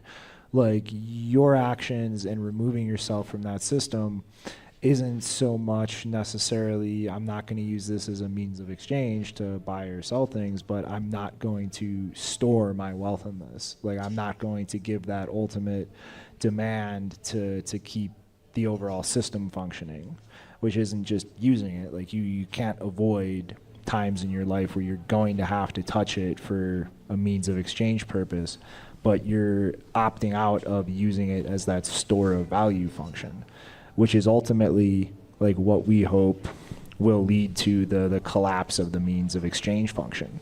Like, the less people who will store their value and actually hold fiat currencies in the long term, that's ultimately what's going to erode its use as a means of exchange.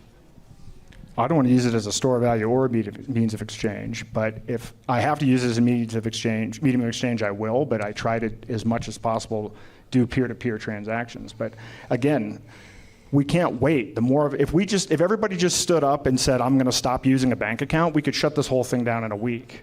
That's the sad part about all of this. We're allowing this to happen. We allow ourselves to be enslaved in this system. Actually, like 3% of us stop using bank accounts, the whole system collapses. So you're right, it may last for another 15 or 20 years. In the last 15 to 20 years, if we sit around and say, well, it might keep going, so I'm going to keep using fiat. We control whether it's going to last for 15 to 20 years or not. So I think there's another problem that I never hear people talk about, which is we have a distribution problem. So like, if you ask why aren't people using Bitcoin or Monero, it's because nobody has it. There's maybe 100 million people that have any crypto at all, right? And so if you don't have it, you have to buy it to spend it. And when you buy, you're paying commission. And then when you sell it, you're probably incurring a tax burden, right? So there's two major friction points: the cost of acquisition and the tax risk of spending it, right? And so you need political movements, like we're seeing, I think, in the United States right now to some degree, or like we've seen in El Salvador, right, to like lower the tax burden. And then you also just need distribution. And the distribution argument for Bitcoin is like, it's gonna go up, buy some. Eventually you'll be able to buy more stuff with less Bitcoin, right? And I think that's really, I don't know how you get around that problem, right? Because if people don't have it, they're not gonna be able to spend it. So I know a thing or two about that, but first, little flashback. Yeah.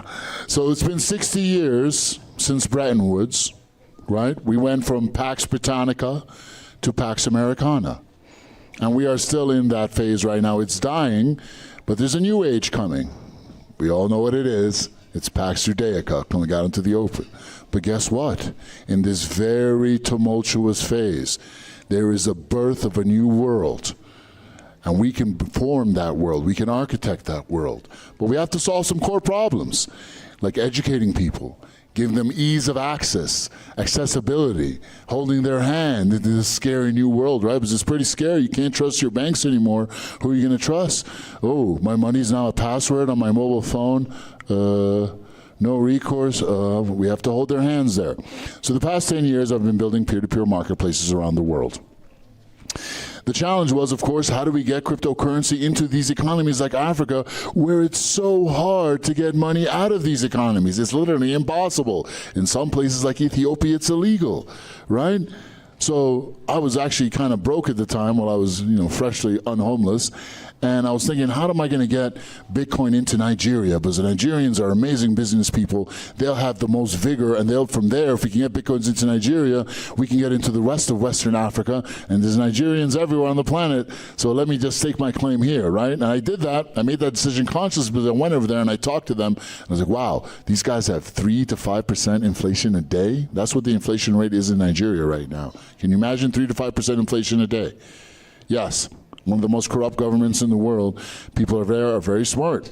But I had to get the Bitcoin in there, so how did I do it? I was like, it's actually 8,000 tons minimum order of cacao beans, one of their leading exports, but it was $10 million. I didn't have $10 million. So instead, I came upon a hack. I showed the Nigerians, hey, instead of getting money from your uncle in Pasadena through Western Union, and Western Union will only give you half the amount of Naira that the black market will give you, they'll give you the official price, which is twice as bad.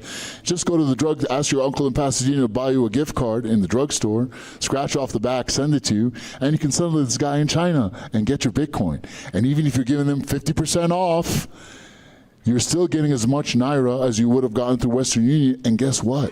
You're getting it instantly. And you can turn around and flip it for a 10% profit to the brother next door, because he wants Bitcoin as well. $60 million flew through that one corridor from America, Nigeria to China. That's how we got the first Bitcoins into Africa. It was just a hack. It was just a hack. Using gift cards, the world's first bearer digital assets. It worked. And it continues to work, but it's not going to be the same solution everywhere. The good news is, 10 years into this now, the Global South is fertile with cryptocurrency, so we have a lot more room to operate. But we should never give up the hack. It's all about the hack and building those corridors, brothers and sisters. Get good at that. There's also something to be said about the elephant in the room, which is scaling, because no cryptocurrency project right now can scale to the entire world. If we were to dump the banking system tomorrow, Bitcoin could maybe serve 100 million people if they're willing to pay the high fees or accept some sort of custody system. Ethereum, I think, is much worse. And maybe Litecoin and Monero and Zcash can provide some of the functionality, but we still cannot scale to 8 billion people. And I'm not entirely sure what the solution is for this. Maybe side chains, maybe compromise on the decentralization with some projects. But the question is also, are we going to have a single project that's going to provide this 8 billion scalability, or are we going to have multiple ones that provide different features to different preferences? Well, I mean, the globalists and the technocrats are the ones trying to build a single global currency. I don't see as crypto anarchists why we think that there should be a single solution. It should be an ongoing marketplace of innovation and competition. Yeah, we definitely want the best to win, or at least for there to be free and like fair competition. I think that the question of scaling is sort of framed incorrectly in the sense that we can scale to 8 billion people because we've already scaled to 8 billion people, or at least 4 billion. What we can't scale is self-custody. That's the one that's tricky, right? So Hal Finney did the math, and I'm going to give my speech tomorrow and like run through some of that math on scaling. But self-custody is the thing that's difficult to scale, but eCash is very scalable, right? I'm a self-custody maximalist, but if you're willing to centralize, you can scale. And so I think a lot of people don't actually care about self-custody, just like they don't care about privacy. So I think that's probably a market reality we're going to end up seeing. But yeah, I mean, I'm all for better scaling solutions. In fact, I think there's a conversation in Bitcoin about what can we get into Bitcoin that can let us scale self-custody better, and I'm all for that. So that's part of the... I think people are different and they have different expectation, and it's completely natural they use like a different coins. I know that there is like a wet dream of Bitcoin maximalists to use just one coin, but if you really like respect free market and competition, you should be aware that there always will be like a multiple competitive coins, and it's completely fine because someone, for example, like most people, they don't care about privacy, so that's why don't they use like a Monero, for example. Some people care about privacy, and they use Monero. So I think it's completely fine that we have many coins, many competitive coins, and we shouldn't expect that the whole world just will switch to one, like a cryptocurrency, because it would be like a totalitarian approach.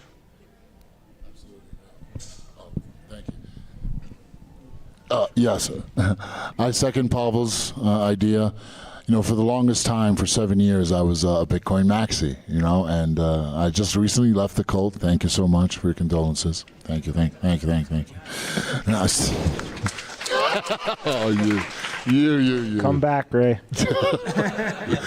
But look, my intentions were good. I believe that, man, if we have as much momentum behind one clearing layer, that's our best bet. We want all that momentum there. We want to deliver at least one thing out the door. As a business person, that makes perfect sense. And that's why I said no to all the shit coins and meme coins, and I focused on this.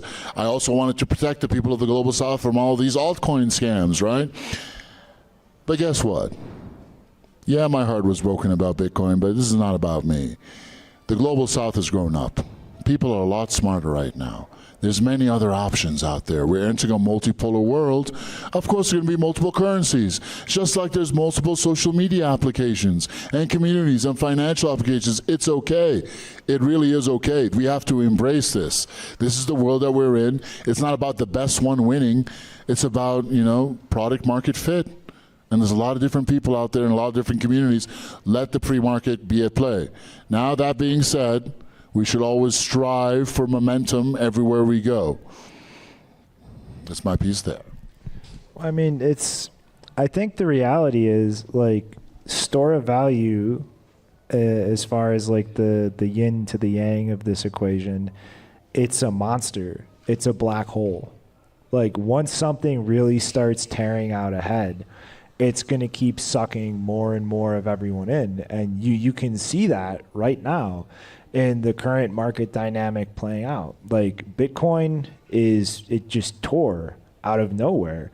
And you can see with the lack of fee pressure increasing on chain that almost all of that demand is being serviced by things like the ETFs or just centralized exchange balances, because these people don't care about anything but the store of value. And, you know, something like Ethereum, it's crashing like a rock. I think earlier it just broke an 8-year trend line in terms of its price ratio against Bitcoin. like that black hole is really starting to hit that critical mass point. And even if it's in a compromised way, if it's not self-custodially, like it's going to start sucking people in, because the value and maintaining that or realizing some appreciation in it is a huge dominant part about what people care about. And it's also, again, even if not in the ideal way, the thing that's going to enable it to be used as a means of exchange at a massive scale. Like when it has that astronomical valuation, then it can service a very large population of people using it as a means of exchange. And, you know, I love, you know, it's the thing I usually say about Monero is it's the only shit coin that isn't a shit coin. Like, I love some of the technological experimentation, like, done with other things in this space. But making a technological breakthrough is not necessarily going to be enough to escape the black hole of store of value, unless you can actually translate that into the black hole itself. So like that's a critical, you know, dynamic here going on that I think we all have to be realistic about in terms of where all of this is going in the long term. Like, it's very clear there is one black hole that is gobbling up everything.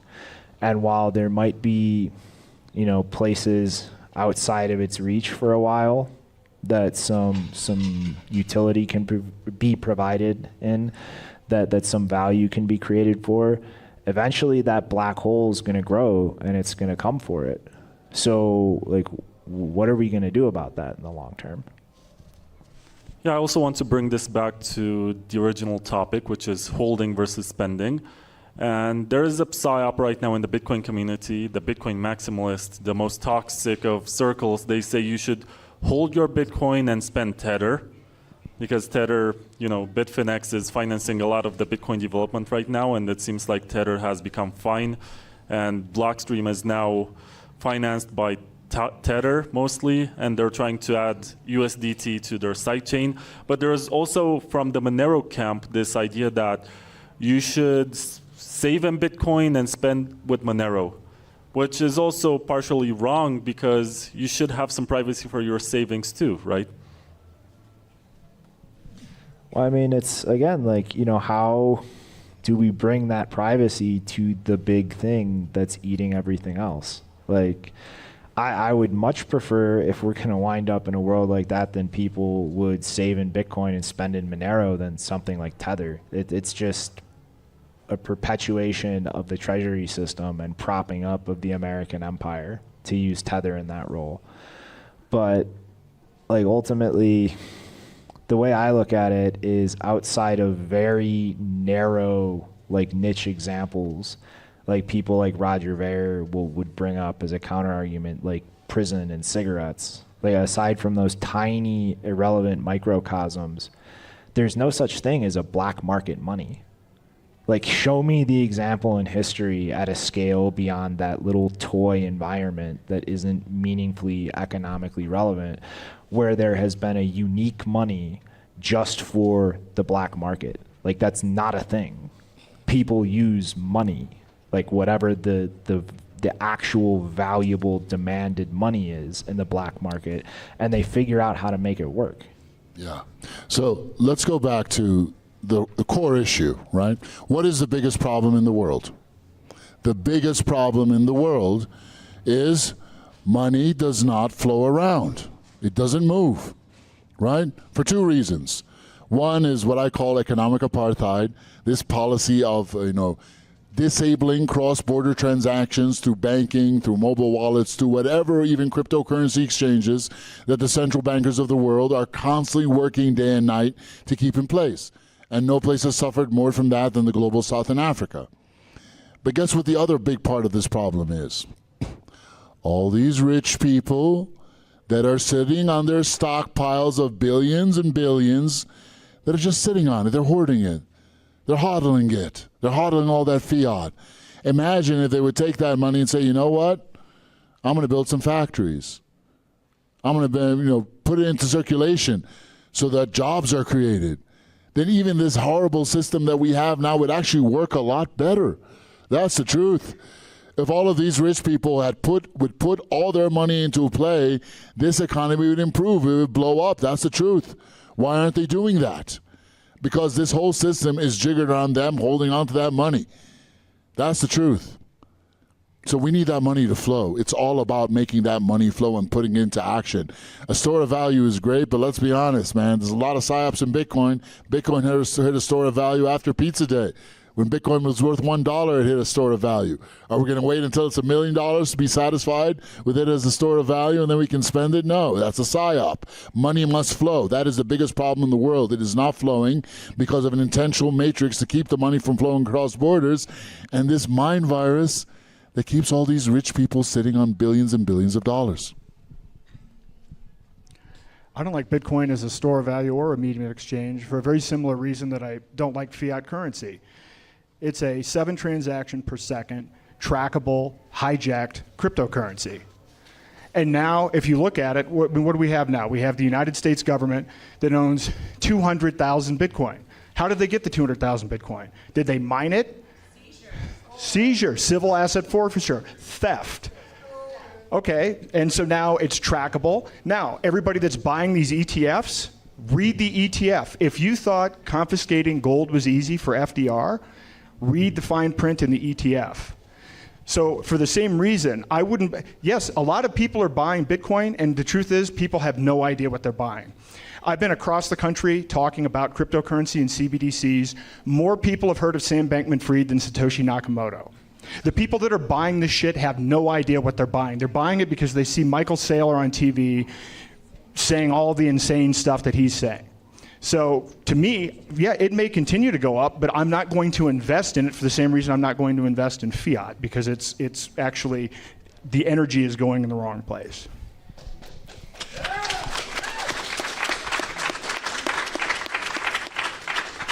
So I gotta push back on something. So like, there's this sort of meme here that Bitcoin is completely tracked and trackable and captured and cut, right? And that's mostly false.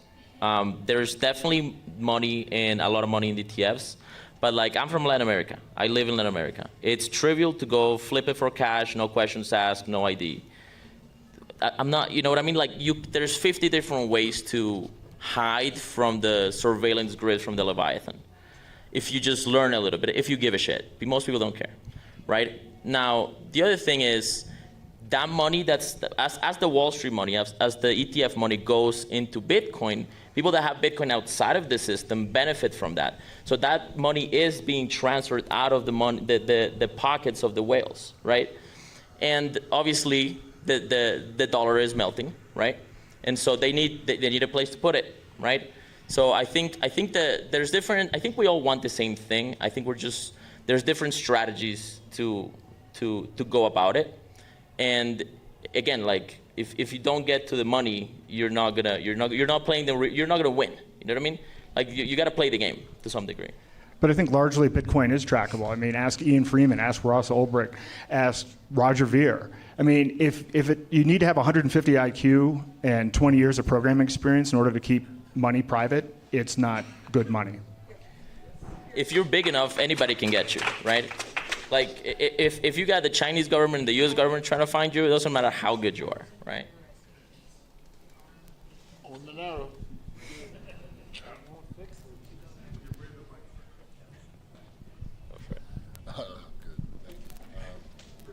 I forgot what I was going to say. There's a lot of great back and forth right over here. But Aaron brings up a lot of good points. We don't have much time, number one. We've got about 5 years. You know, they're talking about 2030. There's a lot of black swans that are going to hatch. You know, if you thought COVID was bad, there's a lot more coming at us. We have to move a lot faster. We have to exercise our will, maximum will, towards freeing ourselves, giving ourselves as many options as possible. And a lot of that is just a switch in your mind. Like Aaron's been saying, this fiat system will never work for us. We must break away from it as quickly as possible. Now, it's not easy, of course, and we're always going to have some inroads there. I don't expect everyone to become a crypto nomad overnight. But the truth is, the spooks took the narrative in Bitcoin.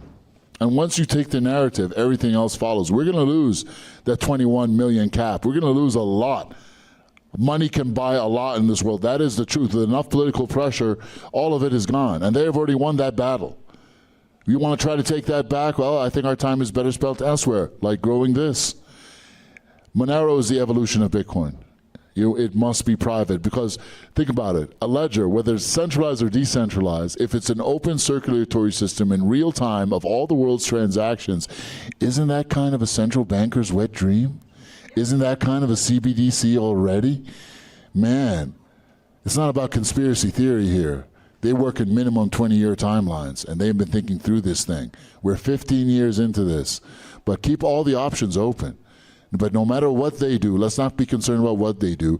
Let's be concerned about what we can do with the tools that we have. This is the peer-to-peer revolution. It began with the internet. We disrupted everything, every nook and cranny, from dog food to everything, except for the rails, right? Until we got peer-to-peer electronic cash. That was Bitcoin. A beautiful boon, but it's a battle of inches, right? They took it away from us. Now we have Monero, and there's Litecoin, and there's BCH, and there's all these other amazing projects out there. We're going to win this thing, guys, but we have to understand there's no looking back.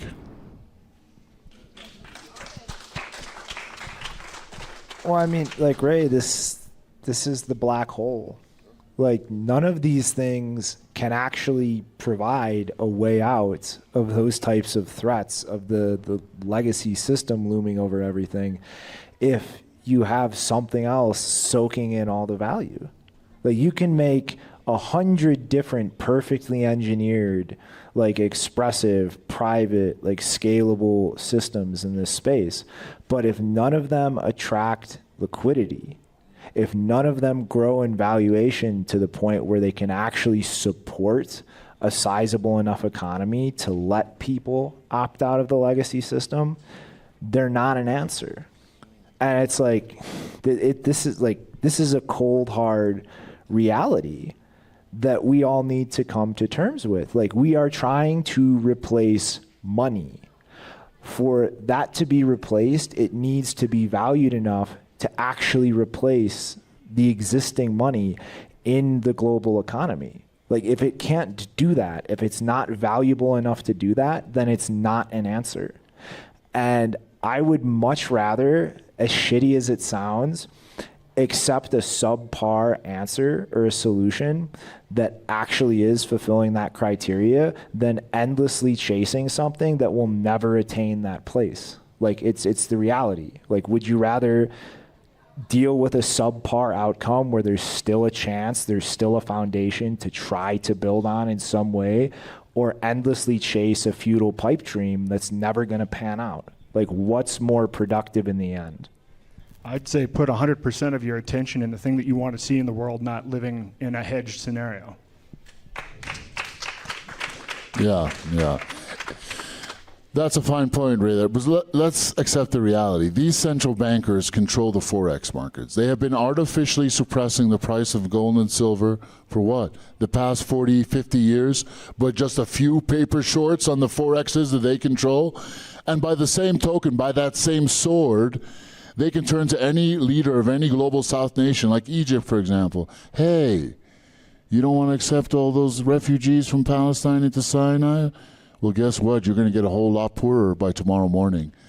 Egypt lost 60% of the value of the Egyptian pound in a single night. Did the Egyptians all just stop working that day? No, that was politically exercised. So arguing over store of value when these central bankers can literally turn the switch off on you seems kind of a moot point. The power is in the rails of transmission. It always has been there. America doesn't really care if the dollar keeps going down in value. It's okay, it's going to lower their purchasing power, but fuck it. They already have 13 aircraft carrier battle groups.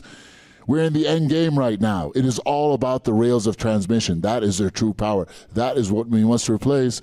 Store of value will come. It's not, hey, let's store of value and then medium of exchange will come. No, it is literally the exact opposite.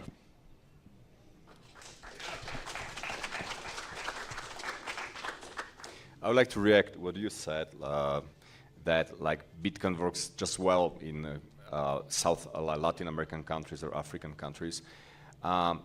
maybe we should like see a difference between these like non-regulated world like Latin America, where like governments basically they do not care about like KYC or any control of the cryptocurrencies, and then we have like a US, and then we have the EU, where we have like a strict crypto controls and regulation and taxation and everything, and it's exactly in the environment where privacy is super needed. We need it, you know. So people in Europe, for them, like privacy of crypto transaction, for example, is much more important than for people in Latin America or, for example, Africa. And that's that's why for us, for example, we are from the US, from Europe. Privacy is so important because we can see the threat of the government, and there is no threat of the governments, for example, here. To crypto, I think. That's the big difference we should be aware of.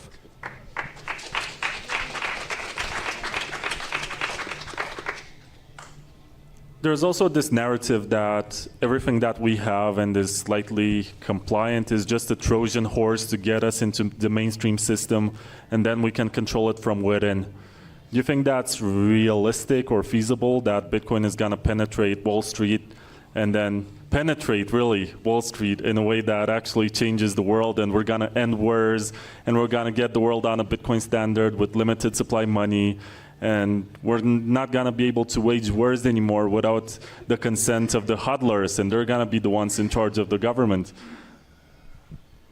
That's like thinking Donald Trump is going to save the world. If I can react, well, the biggest problem of Bitcoin is, unlike Monero, it doesn't have like a fungibility. So it's still possible to do whitelisting and blacklisting of Bitcoin coins. This may be a really big problem. So the government can basically say, you know, this like a Bitcoin is a good one, and this is like a bad Bitcoin, like a tainted Bitcoin, and that's what really may happen. Of course, you can use like Lightning channels, and there are many hacks how to avoid it, but this blacklisting and whitelisting of Bitcoin is a really serious threat. Yeah, I mean, it's a threat if you're sort of moving through the established channels, right? Like if you're trying to buy from Amazon or something, or you're trying to trade with major corporations. But again, like if you move through Lightning, go buy cash, pay with cash, right? Like it's very liquid, and it's software. There's different ways to program it. I think that there's a sort of double Trojan horse kind of thing playing out with Saylor and the ETFs and such, right?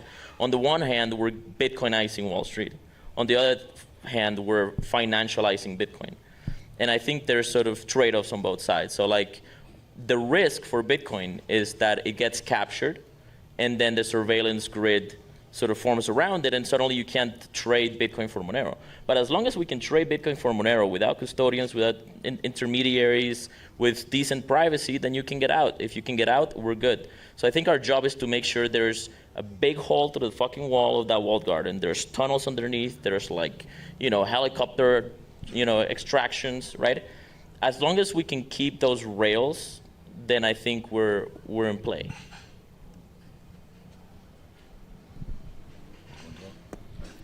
It's a race. I think you put it perfectly, Juan. Like, it depends on who finishes building what they're trying to build first. Like Wall Street just financializing it and ensuring that it can't scale, that it can't be used privately, or the rest of us, like bolting things on top and actually finding ways to make it work in the way that we want to. I mean, like, it's very much not the ideal future that I imagined 5 years ago. But things like Lightning and Arc and eCash, like glued together, as long as those are economically scalable enough, in the sense that an eCash operator can manage a Lightning node and channels at scale to serve people, that an Arc service provider can interlink these things together, and everybody can manage that in a way that's profitable for them, like, that might be enough. It's not ideal. It's not self-custody for everybody, but it's a financial system built on top of it that Wall Street can't just shut down. And like that, like we don't have all the time in the world. We don't have every utopian option that we wish we had on the table. Like, we have what we have, and the clock is ticking, and we have to make what we can of that. Yeah, great point. We are in a race, right?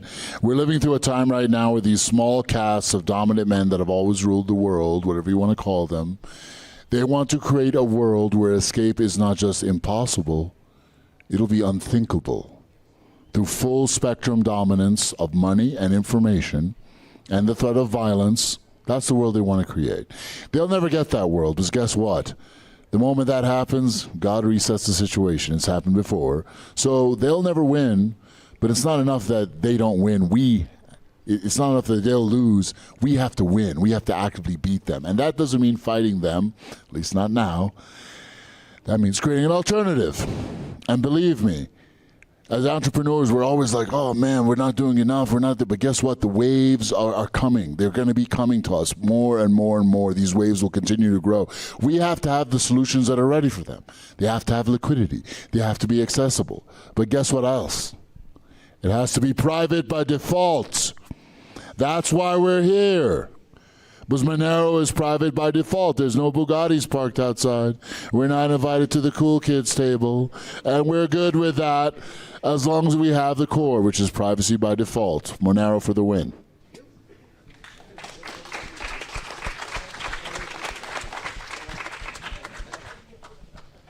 Yeah, so I want to introduce a practical example to you. Let's say that someone hands to you today 1 Bitcoin and 646 Monero, which is the equivalent of 1 Bitcoin. What are you going to do with that? And I'm going to need an answer from all of you. Are you going to hold? Are you going to spend? And which one do you hold? Which one do you spend? Or both? You can use the same behavior. I got enough Bitcoin. I'm not looking to get into any more Bitcoin for a lot of reasons. Well, it's a nice store of value, great, but I would hold it just like I hold Tesla stock. I have no real interest in Tesla stock or Nvidia stock. I've taken the Monero. I've done some deals, OTC deals. I bought a guy a watch, got some Monero, found very creative ways to get Monero. I'm going to keep holding on to it.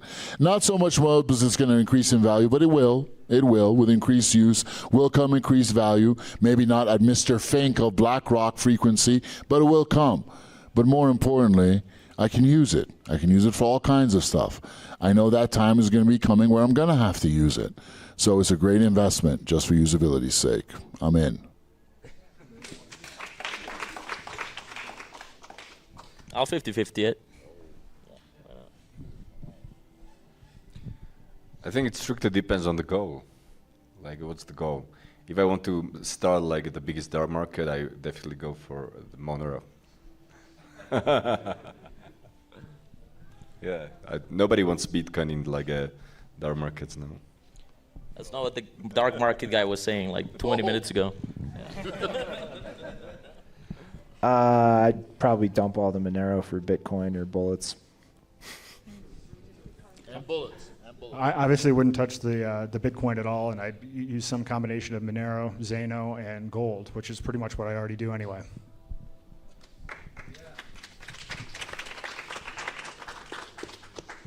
I have another question before we get to the questions that we got in the chat on the live stream, and also maybe someone from the audience wants to ask. But basically, do you believe that we are in a situation where even though Bitcoin and Monero are proof of work, and the governance of the system is not determined by how many coins are owned by a single participant, we actually have a delegated proof of stake system where, for example, in Bitcoin, there's this debate that is sometimes had that we don't want to mess with the code because this guy invested so much money and we don't want to make him angry. We don't want to make him leave. Fuck Michael Saylor. Exactly. So by virtue of owning a lot of coins, there is a deterrent factor with someone who can say, this is a bad idea. We don't want this. We want to bring more money, more liquidity into the system, and therefore this upgrade is a bad idea. And this is natural. It doesn't have to, it's just human psychology with people agreeing that if someone holds more coins, has more skin in the game, and therefore they deserve to have the larger chair at the table. Well, the network can upgrade, and if enough of the network upgrades to actually enforce and activate something and some big stakeholder doesn't like it, dump your fucking coins. I don't give a fuck. I think it's very beautiful that Winds of Change is playing in the background by the Scorpions. It's poetic to a degree, but I think when this gets uploaded, we're going to get shut down on YouTube. So maybe they're sabotaging this from ever being on one of these websites. Definitely, yeah. That question you're asking to me, we can't change the code base because it should just ossify and, our investors keep them happy, don't want to rock the boat. You know what that sounds like to me? It sounds like my mother nagging me to do my homework, when what I really want to do is burn all those books, run into the forest, find the shaman, learn some lost science from this guy and build a flying airship and get the fuck out of there. That's what I want to do, man. That's what I want to do. And guess what? That world is actually available to us right now. You walk around this conference, you'll meet amazing people doing amazing things. One guy's got a Tesla radionics machine. Another guy, it's amazing what you see here. Like, this is human ingenuity unleashed, and that when there's a free flow of money, you get that. Whenever in human history you have had that, you've had huge explosions of great creativity, right? The first time it happened was in the kind of the Islamic golden scientific age around 800 AD. The second time that happens was in the Royal Institute in England. You had literally 100 super geniuses, guys from like Faraday, Maxwell, J.J. Thomson, the guys that gave us the entire modern age that we're in right now. That is coming again. And I see the kernel of that happening right here with all the amazing people in this conference. And my God, it is an amazing conference. It gives me a lot of hope. And I see the emergence of a new world, our world. It starts with money. So no matter what comes out of this debate, I'm very hopeful, brothers and sisters. I truly am. The Greeks, yes. Don't forget us Egyptians either, bro. It's not just Shisha we're into right now. Yeah, we're giving the shout out. Right, so give a round of applause for the speakers. And if you're a spook and you're here sent by the CIA, you can shake your wire. Okay, so questions from the audience.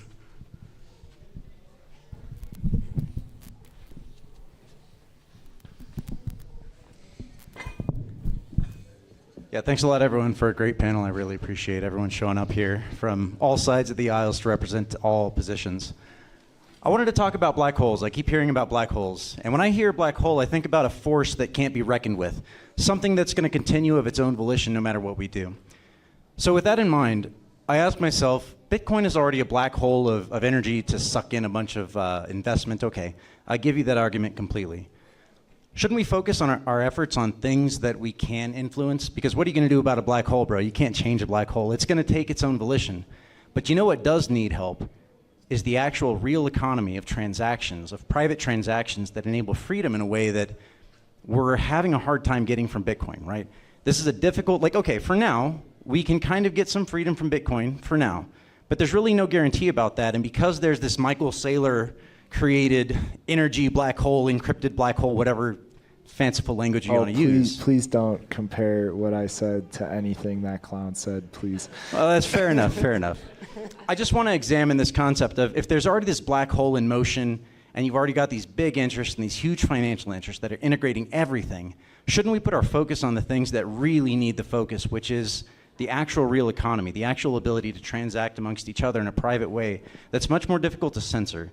I'm just hoping you can address that a little bit. It's not exactly a question. I know it's a rant, but again, appreciate you, brother. Well, I mean, this is why I have remained so focused on Bitcoin. There's a lot of things being proposed and built on Bitcoin that are not ideal, but I think have great promise if actually implemented and scaled properly, like Lightning. I've been saying this for years while everybody kept hyping it up. It's a very valuable system, but it's not the last mile consumer payment tool that everybody thought it would be. But you bolt something like Xiaomi and eCash mints on top of it so that they can instantaneously settle amongst each other. eCash is very scalable. It's not ideal, it's not self-custodial, but it's incredibly private. And being able to seamlessly settle between hundreds or thousands of different mints like that, it's a way to lean into that black hole as it's growing and try to bolt and build things on top of it that give us those properties we want, like allow us to actually continue using it as a means of exchange in a way that's difficult or not possible to shut down. Yeah. I just want to say one thing, then I'll leave the mic here. So far, there's been a lot of promises, but I haven't seen much delivered. I want to believe you. I'll believe you when I see it. All I'm saying is I'll believe you when I see it. Just download Cashew, bro. It works. Yeah, literally. So, I mean, I just want to add, like, yeah, I think the line on the sand is self-custody and the scalability of self-custody. I think that the gate shut down around Bitcoin when self-custody is entirely impossible, and maybe all the mints are also inside the gates, right? So, but yeah, eCash is very scalable, and there's a few things we can still do in Bitcoin to improve it. You know, we're not gonna hard fork, you know, Monero tech into it like overnight, but there's a lot of gradual improvements. Again, stealth addresses, which Cake Wallet has, pretty good stuff too. So, I think we should shoot for the ideal. In fact, I think we should have self-custody and privacy not as an ideal, but as minimally viable. And I think the right path to do this, and this is what I'm trying to do, but it's going to require a lot of scaling up, is I travel around the country, and I will travel outside of the US as well, and onboard people to wallets and point-of-sale systems so that they can engage in peer-to-peer digital commerce.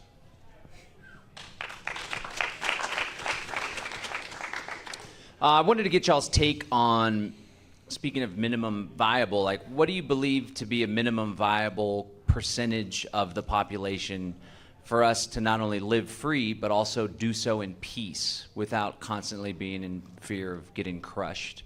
Because there's a lot of talk about grandiose ideas of upsetting the financial order. And when I first got into Bitcoin, we thought Bitcoin would end the Fed. I think we underestimated how cunning they are. And now like it's all co-opted over here. So I'm just curious what you guys think about creating parallel economies and the role that plays, or do you think it's like go all the way against the beast, fight head on, or maybe decouple ourselves, get out of the major city centers, populate in Latin America, out in the country? Just thoughts on that. Thanks. If you want a number, I would estimate it at 1 out of 1,000. Out of 1,000 NPCs, we only need that one real sovereign individual, that line. That's about 8 million people out of 8 billion.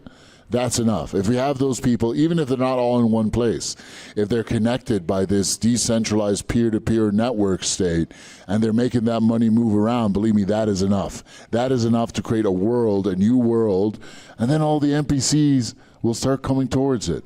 Because these waves of refugees are coming, believe me. Even, no matter how dumb you are, even the dumbest of the dumbest of the dumb recognizes what's happening right now. So just 1 out of 1,000 is enough, brother, if that's what you're looking for. I mean, you have to have a parallel economy. That is the most critical thing to build. Without that, we're just building a new financialized asset to trade on Wall Street. And regardless of whether it's custodial, like things like eCash, something purely self-custodial, I think is kind of besides the point. But it has to be a parallel economy. Otherwise, this will all fail. Yeah, I agree. It has to be a parallel economy. Yeah, we don't want one party controlling all the major corporations, right? That would be bad. But the market, I think, is bigger than that. And I think there is a whole sort of political ecosystem beyond Bitcoin that is trying to defend against the cancel culture that has been sort of weaponized, for example, in the United States. So yeah, I think, you need a free enough market, basically. The first guy, he brought up a good point. I felt his frustration. Hey, I'm not seeing enough juice here. Where's the bacon, man? Bring home the beef, right? What's it going to take? Why don't we have this collection of these 8 million lions connected somehow? Think about what that requires. You can't do it in a completely decentralized fashion. That's true. You need some recourse, And who's going to stick their neck out to do that? So you need a CEO or leader that's willing to stick their neck out. They can't be beholden to any of these interests. So whatever this person is going to have to do, they're going to have to do without taking VC money, right? And because there's this person leading this, which is the way it has to be, this person has to be strong enough to resist the beast and resist all this temptation. Imagine finding all those qualities in one person, right? Where are we going to find a guy like that? But the point is, it's rare to find. That's why it hasn't happened yet. It's hard to find that in one person, but someone has to be willing to stick their neck out to do that. I'm crazy enough to do it because I believe in God. I'm not afraid of these devils. I submit to Allah, so I'll never submit before any man. But it takes time to bring that together. But guess what? There's a lot of these lions walking around right here, and more of these lions are going to come to this little powwow. And we don't care that we're not at the cool kids table. It's happening, believe me. Be patient, brother. But we are building because we know we don't have much more time.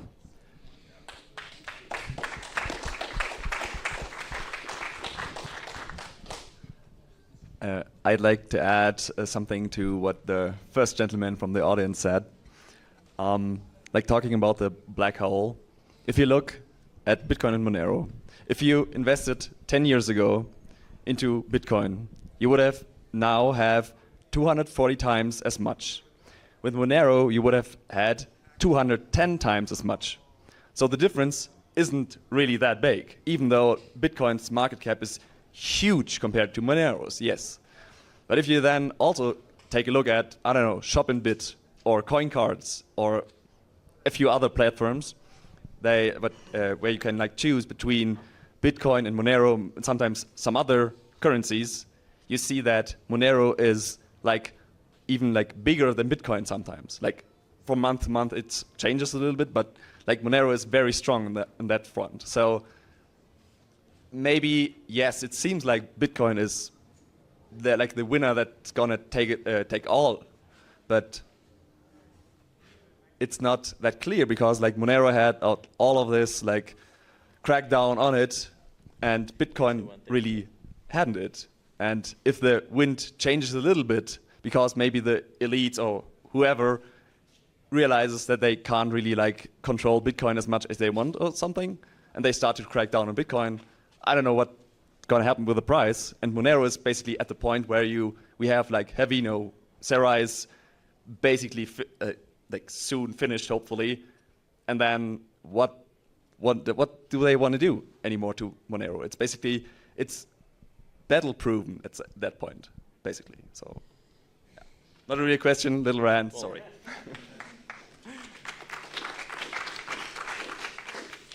I mean, yeah, I think if you can cherry pick the charts in many different ways. I mean, I think, I bought Monero like 7 years ago. It's still $150, like, so it depends how you slice it, but I think, yeah,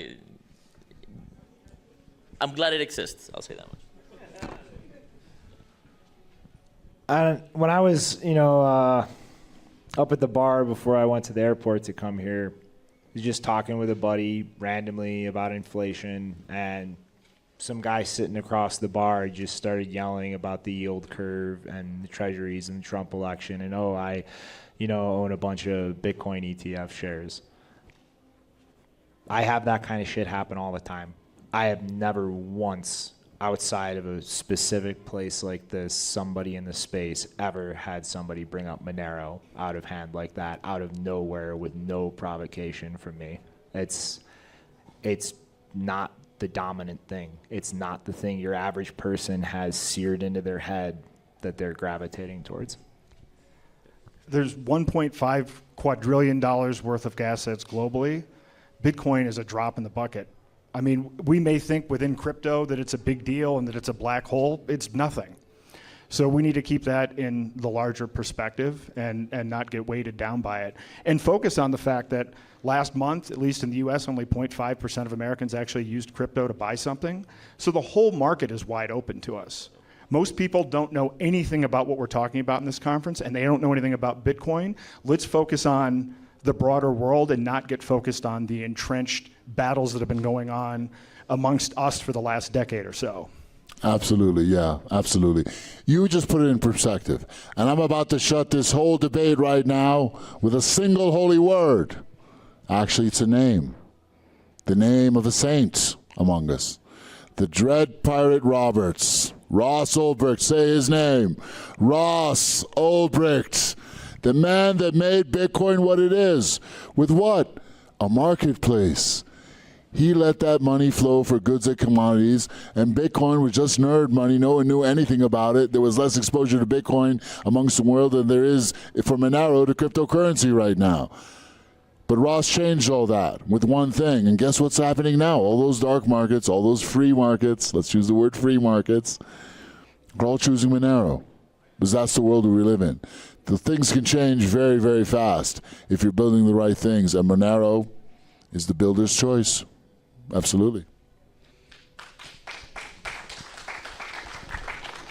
So I've been told that we are running out of time, and we have to bring the next speakers on stage, but there are a few questions lined up. Let's do this in 10 minutes in a rapid-fire fashion, and apologize to the next speakers, because this is a panel. People have stuff to say. Sorry.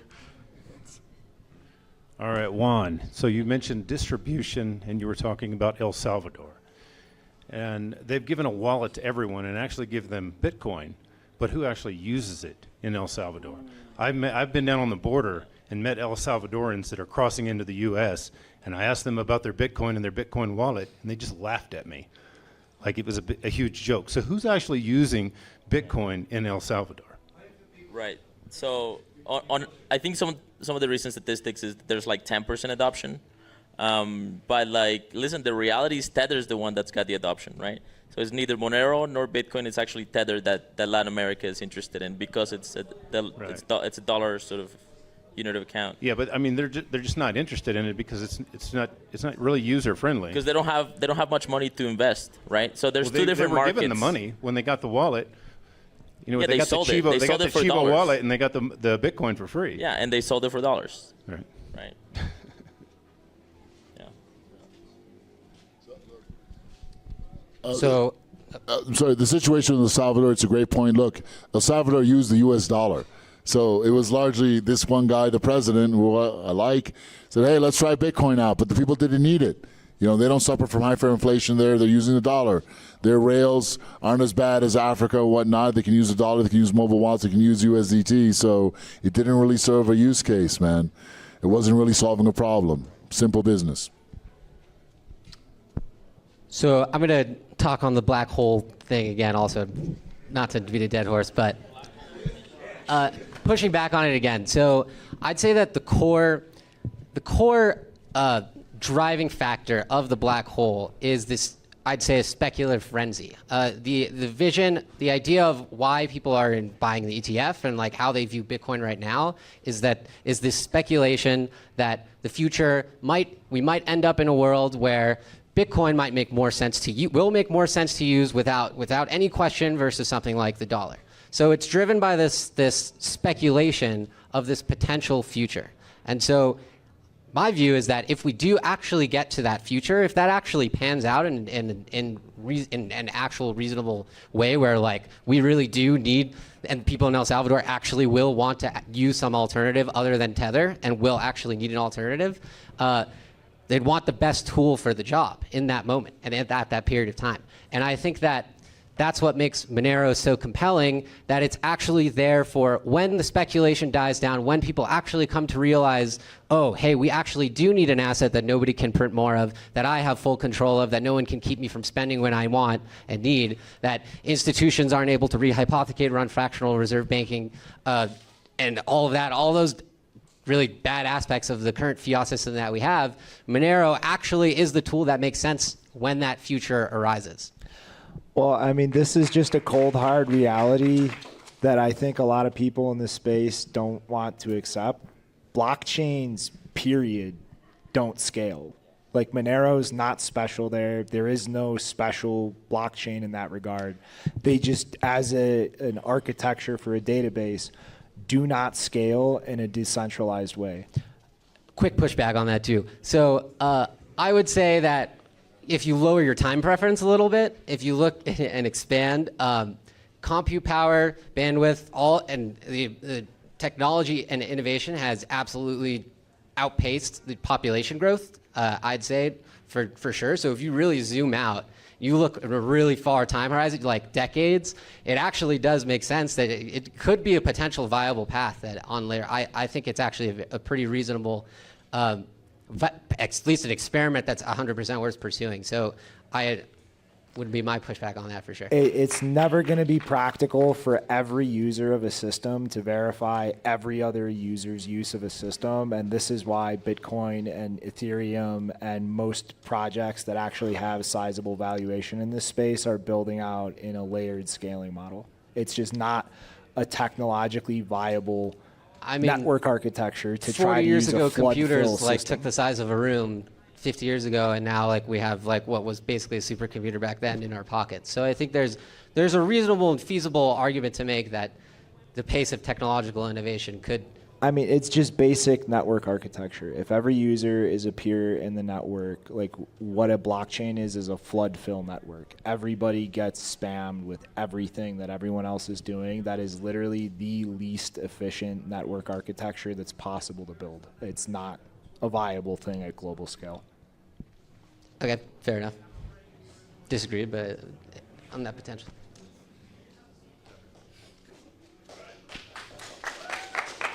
I just wanted to thank you for your example about the airport, your epithet where you talked about how people already, shouted across the room, inflation, Bitcoin. That's exactly proof of what you're saying. The Trojan horse has crossed the Rubicon. You're fighting yesterday's battle. We need you, and we need the Bitcoiners on with the new battle to get real digital cash in the hands of the people that need it. Now, I'm totally down with the layer 2s on Bitcoin. Again, I just want to see it. But in the meantime, we have something that's working pretty well now. I'm just saying, like, bro, you guys won that fight. Not just you guys, we did. Like, we were all part of that. A lot of us were Bitcoin maximalists. We came to Monero from maximalism. So I'm just saying, like, we won that fight. The Trojan horse has crossed the Rubicon. It's over. That black hole is in motion. Now let's dedicate our focus on what really needs to happen here, which is the transactional capacity. Thanks. We're with you, bro.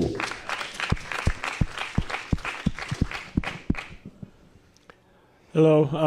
I used to be a former Bitcoiner and sold my Bitcoin for Monero in 2014, 2015. I was scaling, and I work on scaling in Monero right now. My question is very simple. This is an example right here. An individual approached me, we were talking, and he said he was purchasing a email service, a secure private email service with Bitcoin. The value of the service he was asked to pay for was 500 Mexican pesos. The fee on the Bitcoin network was 700 Mexican pesos.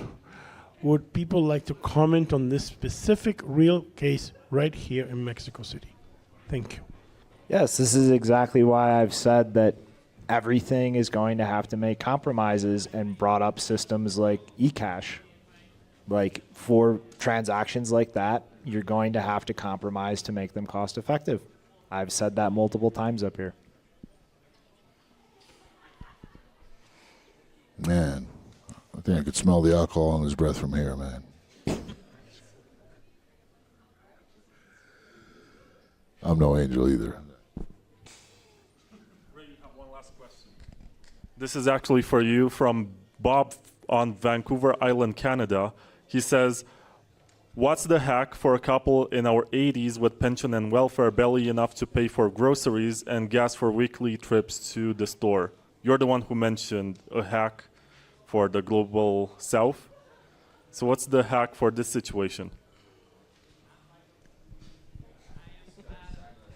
Man, I didn't see that coming. Bob from Vancouver, my man, Vancouver Island. 80 years old, and he's barely able to afford groceries. And, oh, man, you know what I say, bro? Send me all your good shit now. What you should do, man, I'm an entrepreneur, so the only thing I know, and I've been down and out, I've been homeless, I mean, I just try to find a way to make money, man. So I try to find a way to just put up an offer on no one's. If you got some crypto, get some crypto. If you got it, great. Start selling it. Start flipping it for profit. You ask a grimy old entrepreneur like me, I'm just going to start making money and trying to find alpha everywhere. 80, 90, 110, doesn't matter, bro. I just say get out there and start flipping money. Start flipping that crypto and making money. That's all I can offer you, brother. Otherwise, I'll be over there. Well, never. Sorry.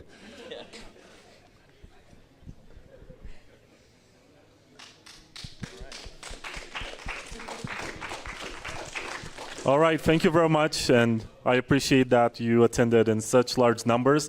I hope you're not going to leave for the next presentation because we took like 20 minutes of their time already, and they traveled here.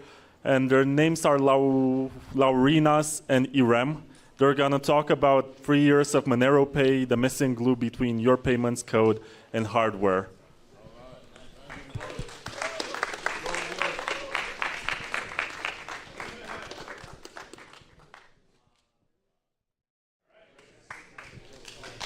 Hello. Dear guests, today we'll present our HTML slides and what we were working on for the past few years on the Monero ecosystem. So who are we? My name is İrem. I'm from Turkey, but I'm currently based in Lithuania. I have a corporate day job as a pen tester. And at my night job, I work as a penetration tester and a developer at Digilol.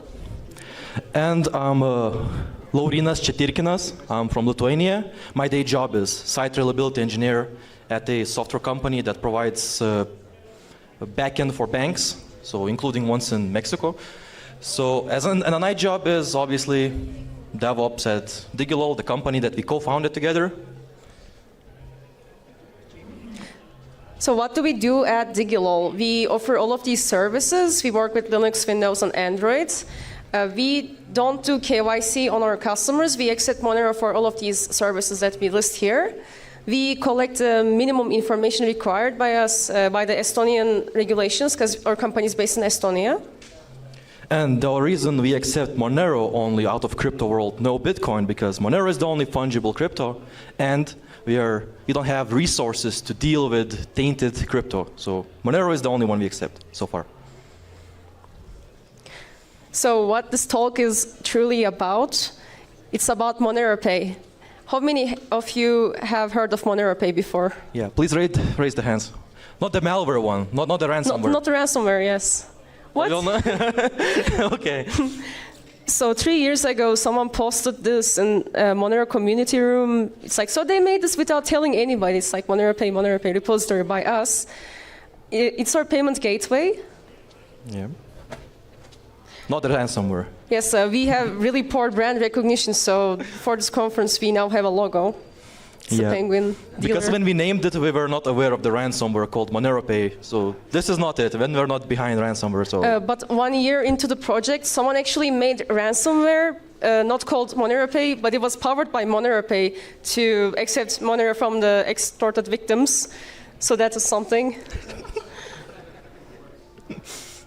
So our projects, obviously MoneroPay, the payment processor written in Golang that sits on top of Wallet RPC. The Monero ATM project that also uses MoneroPay. Yeah, that's a picture from this year in Prague. That was in our MoneroCon. Yeah.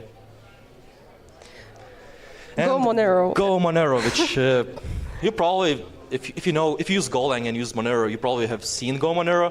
There were a lot of projects called Go Monero. It's just our fork of Go Monero called Go Monero. So there are probably like 20 forks, but ours has all the bugs fixed, and ours has it's concurrency safe. We have mutexes, we have timeouts, so it's the better fork. Use that one. And Metronero. We'll talk about this very soon. No one has ever heard of it yet, so it will be a big reveal. So what is MoneroPay? It's a payment processor, as I already mentioned, and it probably has the most stars on GitHub, as far as I know, out of all payment processors for Monero. And it's basically a tiny wrapper around Monero Wallet RPC, because we found it too difficult to use directly, so we created MoneroPay. It's written in Golang, sits on top of Monero Wallet RPC. We picked it because Monero changes fairly often, and we not really want to maintain MoneroPay that often, so you just update Wallet RPC and it will work. And we use it in ATM. We used it in 2 revisions of ATM, so 2023 and 2024 editions. We're also using it for Metronero that we'll present later. And it also can use remote nodes because it depends on Wallet RPC. Basically, it provisions Monero Wallet RPC. It instructs it to create wallets. It manages subaddresses. It's basically a fancy subaddress manager that sends you callbacks on changes. It comes as simple HTTP API, so you don't have to use ZMQ or anything. This is very simple. It's JSON, requests and responses. So basically, that's really it, like the HTTP API of MoneroPay. So you can just do like a GET request /balance. You see your balance on locked. You can do post on the receive endpoint, and then that way you create a subaddress. We also provide, during creation of it, you provide a callback URL, and then when payments come into that subaddress, it does a callback with the zeroed confirmation, first confirmation, and the unlocked confirmation. So usually 10th, yeah. And post-transfer, you can also have outgoing transactions. So it supports view wallets and also regular wallets. And we did that because we wanted to make a casino that does payouts as well, not only incoming transactions. That's why we made MoneroPay, but we never ended up making the casino, sadly. Yeah, so callbacks, we have zeroconf mode, that's configurable. We have firstconf and an unlock. For most transactions, it's 10 confirmations. But if you have a higher unlock time, we handle that as well, so you're not going to get scammed. So a brief word about the Monero ATM project, because a lot of people are asking about it. We are the same people behind it. So the project began in 2022. We just had a vision of it. We had no hardware. We had no idea where to start because there is little documentation online about how does ATM hardware work, what protocols they use, and how they interact with each other. So in 2023, so MoneroCon 2023, we made a cardboard MVP, and it worked well. People actually used it. It had a TUI interface. It's just a terminal interface, a monolithic application, basically backend, frontend all together. And in 2024, we were able to improve to have a multilingual web frontend using Vue, and we had a backend. And it also accepted 2 currencies this time, euros and Czech crowns. So to comment more on the ATM architecture, so like I said, there was little documentation. There were no libraries, no open source libraries about how to interact with ATM hardware. So we came up with this project called Open Kiosk. It's not directly related to Monero, but we wrote firmware, we wrote daemons like to drive bill acceptors, coin acceptors, QR code scanners. They all talk to the centralized MQTT broker, and then so it's like a publisher-subscriber, pub-sub relationship. So it sends any updates to our Monero ATM backend, and then our Monero ATM backend communicates with the front end via WebSockets, and MoneroPay is the payment gateway here. And the reason we chose MQTT as the glue between all of it, so we could write all of these daemons in different languages, which simplified our life quite a lot. And it's also very modular this way. We can use this software for, like, I don't know, making a Coca-Cola machine, making a washing machine that accepts Monero. Whatever on earth you can imagine. Yeah. It's your time to make a Monero laundromat. You can absolutely do it. Or a vending machine, I don't know. Yeah. Or a photo booth that disguises itself as an ATM to avoid regulations. So the current state of Monero payment gateways is not so good, actually. Like the most popular ones are for PrestaShop, WooCommerce. So this one is from a project called Monero WordPress. It's for WooCommerce, and it hasn't been updated for a long time. There are a lot of open issues. As far as I know, it sort of works, but doesn't mark things as complete. Things expire. There are plenty of bugs, and it doesn't work on the latest versions of WooCommerce. So the second most popular option is BTC Pay Server, but that thing wastes a lot of resources. It's extremely difficult to deploy. I mean, just look at the script. Like, if you're on Debian 12, the latest stable Debian, there is no way you're going to install this thing. It's impossible because Docker-Compose is no longer a thing that's deprecated. Yeah, and it also puts like a bunch of scripts in user bin directory. Like, so the scripts are very invasive. They basically break your operating system. So if you want to get this to work, you need to modify these scripts one by one, see what breaks, what works, and update the obsolete parts. We ran into this issue while deploying it for MoneroCon because we used BTC Pay Server. Hopefully, next year we'll be able to use something of ours. So many people compare MoneroPay to BTC Pay server. So are we BTC Pay server yet? Maybe. Maybe, yeah. We want Monero to be a first-class citizen, no plugins. And we want it easy to install and be lightweight, so you can install it on the cheapest of the cheapest VPSs, no bloat.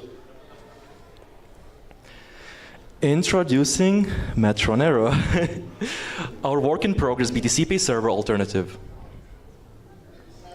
It's multi-merchant, meaning you can have one or more instance admins, and you can have multiple merchants hosted on it. Why is it not auto-playing? Go back and forward. Yes, now it works. Don't make your slides in HTML. So here's our interface. It's beautiful, right? So yeah, you can create a merchant, and the merchant can later on log in. So merchants are per store, and they have per store configuration about how they want to mark payments as paid, when should the payments, invoices expire if they are not paid, or just payment pages, how should they look like? It's store-friendly and no JavaScript required for the actual payment page. This is the default theme for the payments page, but you can upload multiple files, any assets you want to put in there, so it's highly customizable. See, we changed the theme just like that. Uploaded an HTML file and it's different now. We use Golang templates syntax, so it's fairly easy. It's actually similar to Python's Jinja 2, I think. It's also similar to GoHugo, if you ever used this. Yeah, GoHugo is the same thing, because they use the same library. Yeah. And the refreshes happen using HTTP headers or meta tags, so you don't need JavaScript to refresh this page. It will refresh without JavaScript. And if you used a full wallet, not a V-only one with Monero, you can also one click almost withdraw your funds. As an upcoming feature, we're also implementing auto withdrawals. And maybe auto conversion to different cryptos. In case you're in Europe and you're a business and Kraken banned it, by the start of the month, sadly. We haven't decided how to do it, but most likely we're going to put a widget or an iframe, or just we'll make it from scratch and integrate API of Torqued or Exolex or a swapping service like that. So we have these statuses for invoices pending, confirming, partial, or expired.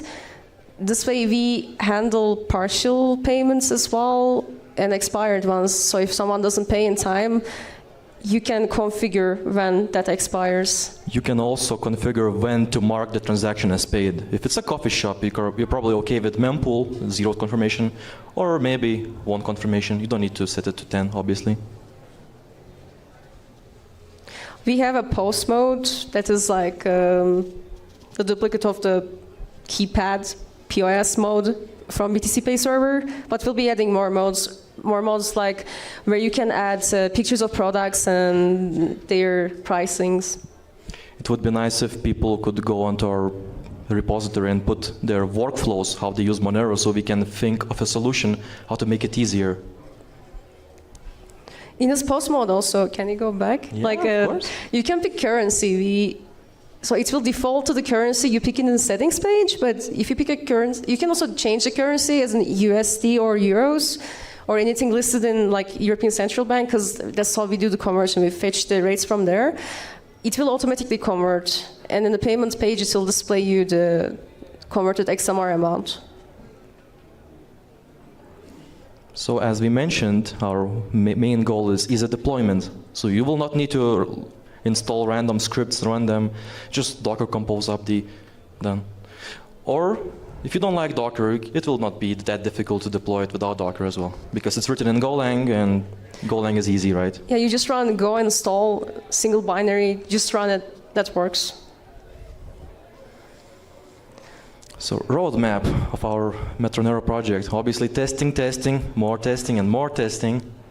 And we also would like to create some plugins for WordPress, WooCommerce, still use PrestaShop maybe. So it's easier to use for regular merchants that don't have programming skills, for example. And maybe when the project progresses further and we have all these modes, different modes implemented, we would like the community to help with the translations. So we can have Spanish or whatever, Russian, you know. So how you can help? We are looking for sponsors. So if you sponsor the project, we will place your logo in the like a login, like BTC Pay server, in our project homepage, and maybe the default payment team. We haven't decided on that yet. Maybe. But currently, we are just developing this on our own. Nobody is funding it. Here's a screenshot of a CCS proposal, I think a year ago or maybe more, and it didn't go through. Yeah, we submitted that 2 years ago. The community feedback was overwhelmingly positive, but it did not get merged. So for a long time, it was there, and we just closed it. So fuck CCS, donate us directly. Please take a picture if you want to donate. There will be no more QR codes.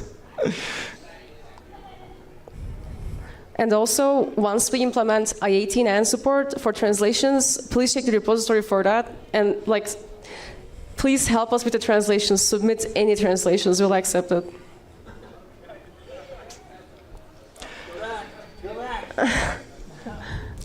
Don't worry, we thought of it. We have slides accessible for everyone. So the slides are available at MoneroTopia24.digital.net. Because they're in HTML, that's why we made them in HTML. Follow us on all of these government brand bullshit social media services. And obviously you can reach us out through email and Matrix. Or other non-privacy respecting services. Thank you for your attention.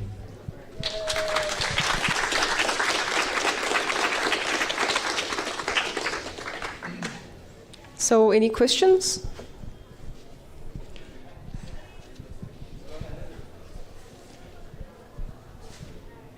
Anyone has questions for us? So you guys said that you are an alternative to BTC Pay Server, but BTC Pay Server supports a variety of different cryptocurrencies. So do you guys have any plans to do anything besides? I know you're kind of anti-crypto, but just anything beyond Monero? Just curious.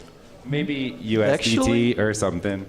Actually, we considered. We can support Monero. Like that can be built in.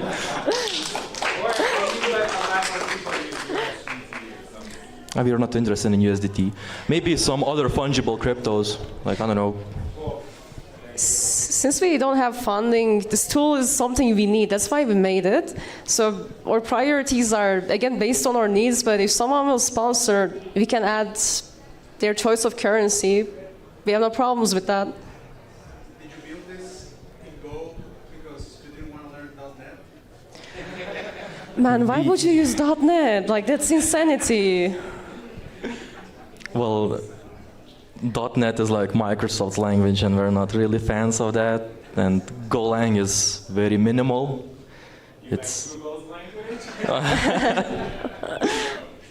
Well, it's very lightweight, so you can deploy both and compare resource usage. Like you'll see, it's blazingly fast compared to BTC Pay Server. Like as long as your VPS can run Monero Wallet, it will work. Yeah, it will work. It really uses maybe, I don't know, a few megabytes of memory max. You probably need 2 cores. It's more than sufficient. You don't need much. Any more questions? What a great software demo. Oh.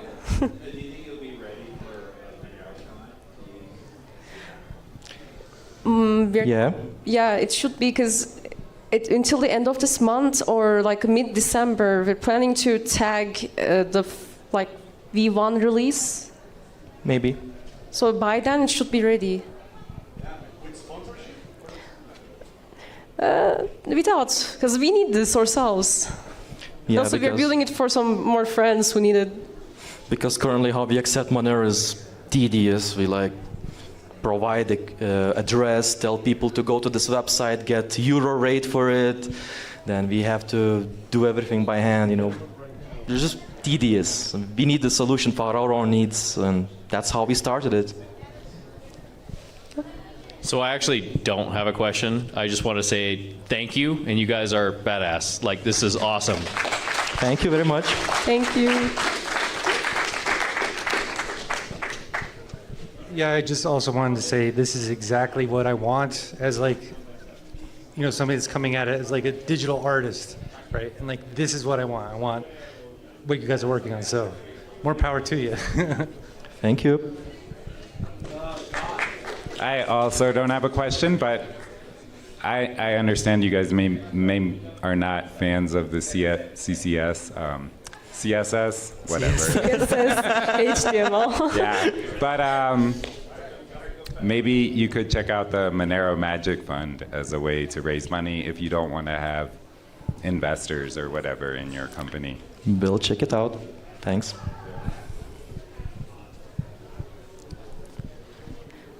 All right, so I guess it has been a great demo because there aren't much questions. Oh, okay, one more.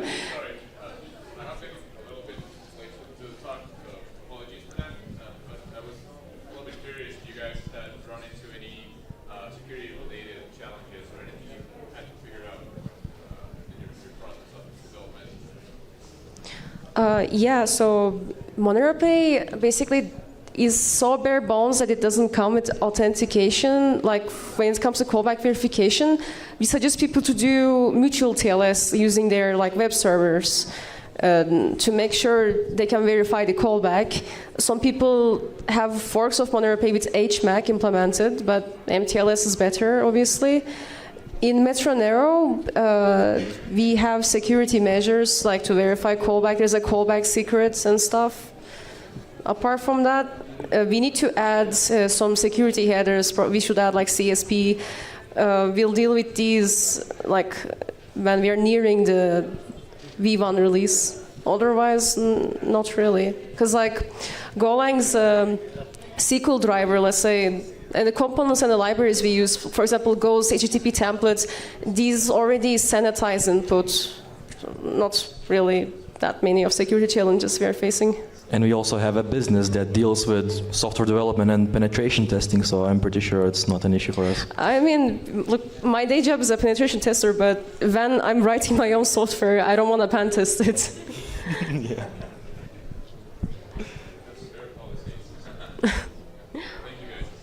Thanks. Any more questions, or that's it? I think we're done. Thank you for listening. All right, all right. Thank you very much. All right. Thank you so much, guys. Fantastic job. Fantastic job. Thank you. I had to convince these two to show up, and I'm glad I did. You guys are having a good time, right? Very nice time. All right, awesome. It was last second decision. It was last second decision to come here. He convinced me. But we convinced him. All right, thank you so much. So we got one final talk, and then we all have to scurry out of here because there's a cacao ceremony that's trying to make their way through the door. They already started pulling chairs out, so hold the line, guys, hold the line. But we will try to get out so they could have their ceremony here. We obviously want to cooperate as much as we can, but we have the place till 7. Is Sterlin ready? All right, yeah, we got Sterlin. Another guy that I'm very happy that attended MoneroTopia this year. Before you do start, let me just get some announcements out. The speaker dinner is tomorrow night, not tonight. There's been some confusion about that. It's tomorrow night, not tonight. Check your emails, and we'll have the place. The location of the place where we're having the dinner starts at 8:30 tomorrow. And tonight, everybody's meeting up to go watch the Tyson fight. So I think in the MoneroTopia chat on Matrix or Telegram, I think they're going to arrive at a solution. Oh, I think it's the Piano Bar, actually, right outside here. It's a place called the Piano Bar. So that's kind of the unofficial after party. Sterlin, take it away, man. Thanks, bro. Got it. Guys, I can't tell you how fucking happy I am to be here and how pumped up I am. I want to start off with this. This talk is dedicated to all the people who are locked in a cage unjustly. Ross Ulbricht, Roger Ver, Paul Logan Hill, Keon Rodriguez, Alexei Pertsev, and potentially Roman Storm. So this is dedicated to those guys who do not deserve to be in the position that they're in.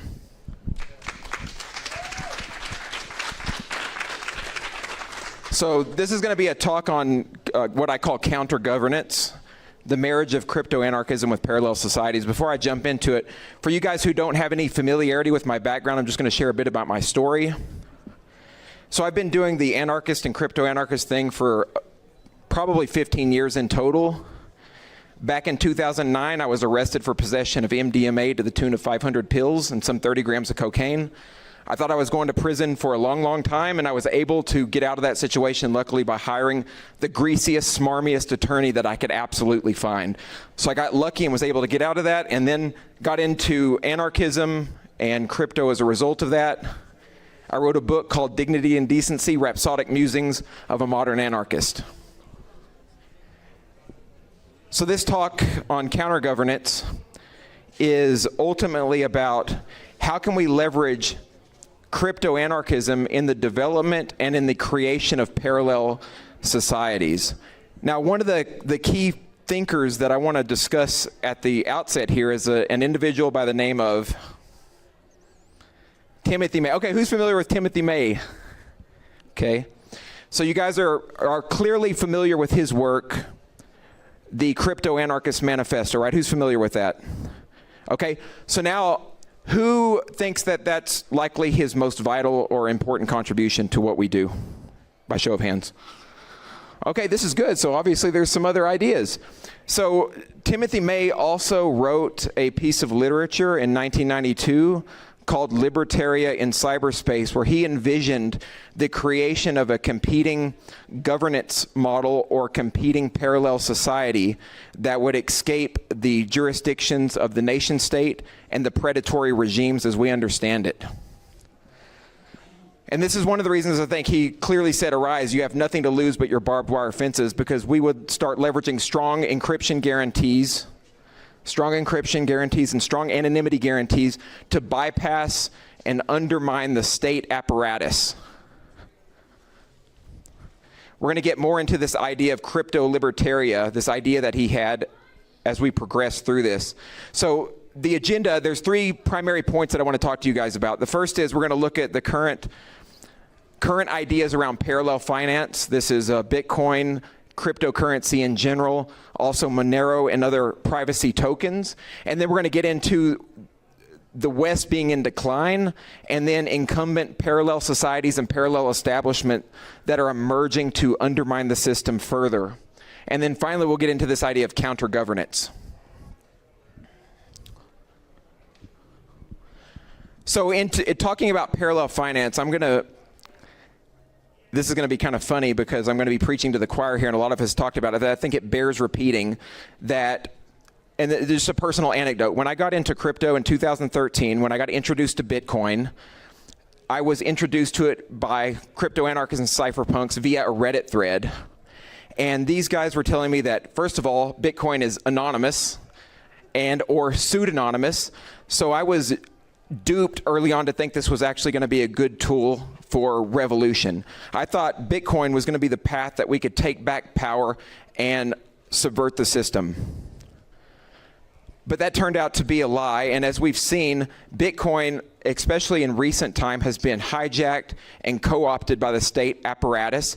And we've also seen people like Roger Ver, who wrote a book called Hijacking Bitcoin, with the idea that this technology not only is co-opted on a fundamental level, but at the highest levels of power in the United States and around the world. One of the things I think about, too, when I think about Bitcoin being hijacked is the fact that it has also created a situation where we have a constant data and surveillance state. So anybody who uses cryptocurrency, we've talked a lot about surveillance, but specifically how these guys do it is they use platforms like Chainalysis and CipherTrace to constantly trace transactions, and this is how these guys catch people. Interestingly, what's happened as a result is now we have this largely this attack on the cryptocurrency ecosystem and economy. I mentioned the guys earlier, if you recognize the names from Samurai Wallet, right? Those guys are waiting to go to trial right now. Alexei Pertsa from Tornado Cash, he was already sentenced to prison. I believe it was a 5-year prison sentence. And there's many other platforms and protocols that I could name where these guys were arrested largely as a result of their engagement in the cryptocurrency ecosystem. But now things are starting to change with parallel finance. I see that now we have technologies like Monero and Xano that have high anonymity and privacy guarantees, and that represent the apotheosis or the pinnacle of our movement for freeing society as much as possible. Now, in my opinion, and this is where what we really need to think about, it's not just going to take leveraging cryptocurrencies, even if they have strong anonymity guarantees, to start to take back power and regain control as much as possible from the predatory class and these regimes.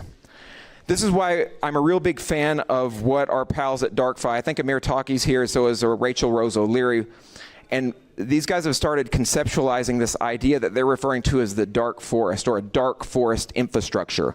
What the dark forest is, it can be seen metaphorically as a canopy, as a shroud, as a veil that allows cyber guerrillas to work from the dark and to maintain anonymity so they don't feel like they're under constant threat or constant attack. This is something that I've experienced personally with people that I work with, and it makes me upset at the deepest, most fundamental level. There's this concept called the chilling effect. Who's familiar with the chilling effect? So currently, there are developers who are terrified to do their work because they're afraid that people are going to come after them, that agents in black are going to haul them off to a cage simply for developing tools that allow us to resist and to protect our civil liberties. And I think that's an absolute travesty, and we have to do what we can to protect these guys. And that's why I tip my hat to Amir Taki and these guys at DarkFi for trying to build the tools that will allow us to push our agenda forward and to protect ourselves from a potentially catastrophic decline of our civil liberties and our dignity and our human decency. And that's just of utmost importance, and we have to fight back as much as possible all the time, right now, immediately.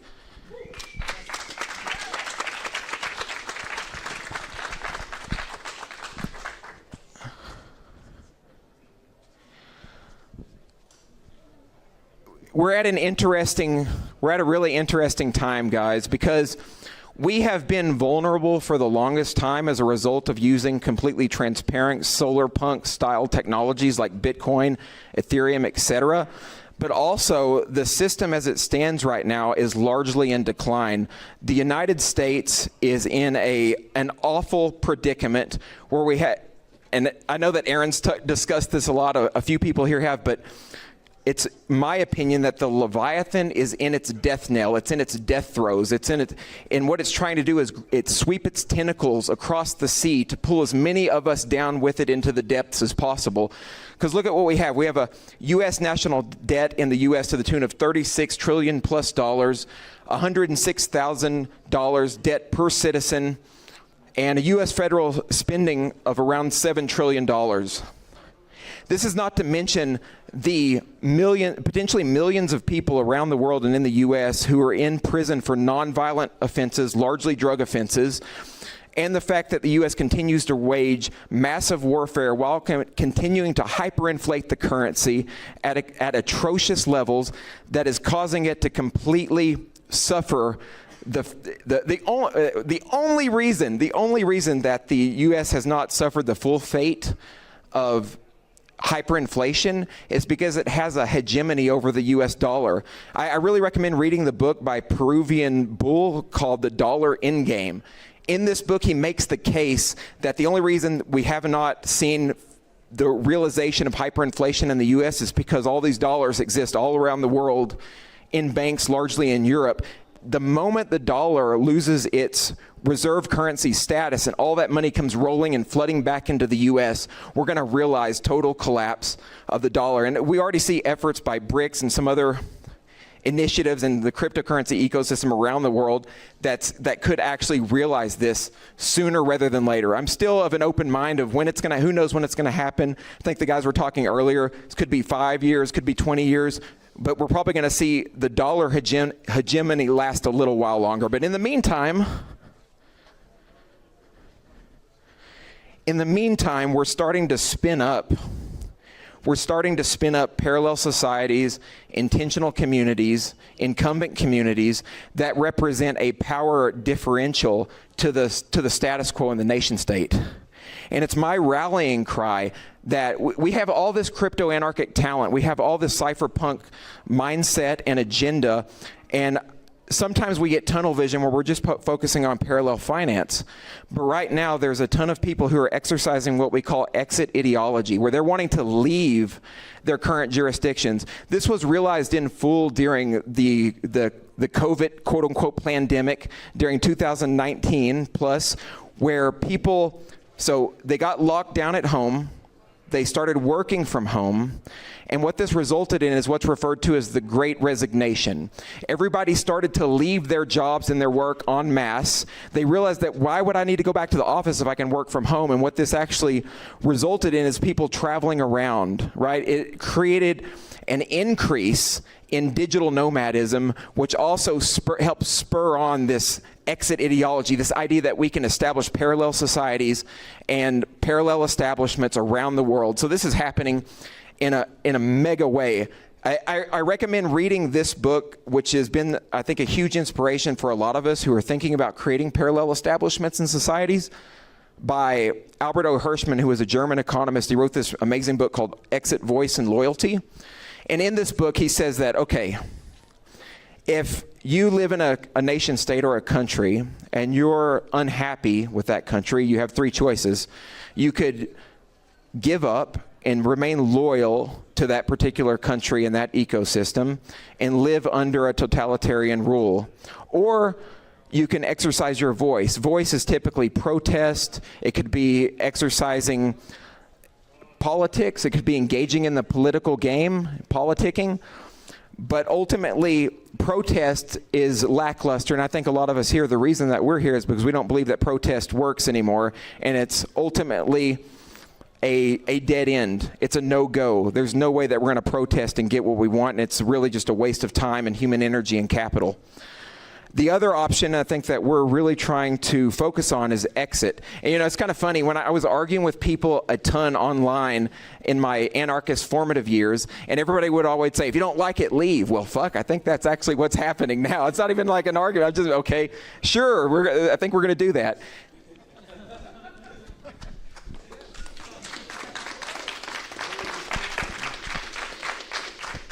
So I've been talking to a lot of you guys throughout the course of this event, and I think a lot of people here are familiar with intentional communities, but there is a groundswell or a wellspring of these beautiful experiments in governance and network states around the world right now. So Balaji Srinivasan, who was the former CTO of Coinbase, just recently spun up the Network School, which is his first vision of the network state near Singapore, and actually just spent 2 months in Southeastern Asia actually living in that environment and seeing what it would be like. But this is something that's happening all over. You probably heard of Prospera in Honduras. There's also, Vitalik launched his own pop-up cities, which are supposed to be early incumbent network states. It's called Zuzalu. Zuzalu actually ended up splintering up into a bunch of different other communities called Zoo Villages. And they all are experimenting with a variety of different governance models. Now, one of the things with this is the critique, right? A lot of these different governance models in these network states and let me define this real quick before I forget. So in Balaji's definition, a network state is a highly aligned group of people who meet online, and then they decide that because they're aligned, they should beam those communities down. They should beam their community down to the ground, and they should eventually crowdfund territory and actually build up in physical meat space, right? The problem with this is a lot of these guys aren't thinking along the lines of the cypherpunk agenda, crypto-anarchism, and voluntarism. Instead, they believe that they have to gain diplomatic recognition from the state or the United Nations. So this is this idea of needing to play at the big boy table and play with the big boys. But it's in our mindset, it's in my mindset personally, that if you're trying to gain diplomatic recognition from the state, you're playing back into a dying order, an unjustified system that's broken on a fundamental level and that's corrupted from the core. So trying to do that is a contradiction in terms. It's going backwards in time. It's retroactive nonsense. So what we need to do is start focusing on helping these guys and other people develop the crypto-anarchist ideology into these technologies. And so I want to be clear, when I say technologies, one specific example of this is with Zoo Village. They have a product called Zoo Pass, which is a governance apparatus or governance protocol that allows people to figure out how to live together in those communities. There's tokenized voting, fractal democracy, different types of governance frameworks and modalities. So having the crypto-anarchist strong privacy and anonymity guarantees built into these technologies is going to be key for helping protect these folks, along with the dark forest mindset and tools that those guys are trying to develop as well. And I think that's of utmost importance. So what this has also got me thinking about is there's a huge design space and solution space for solving some of the most vexing problems in our time, and this is especially around government. I think a lot of us here realize that having somebody rule over us and tell us how to live our lives is not only does it not work, but it's also deeply immoral. We want to be able to live of our own volition, of our own consciousness, by the thrust of our own will and our own decisions. And if we can't do that, it causes things to start breaking relatively quickly in society. And we see the fallout of that within the context of the Westphalian state, which is failing. But there's a deeper problem here. I started thinking about this in terms of counter-governance, but there's a deeper problem.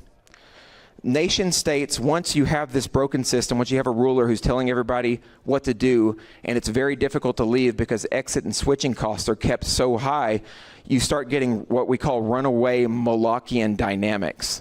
So who's familiar with the Molochian dynamics or a Moloch dynamic? Yeah. So a Molochian dynamic, well, let's talk about Moloch first. Moloch is the Canaanite deity of child sacrifice.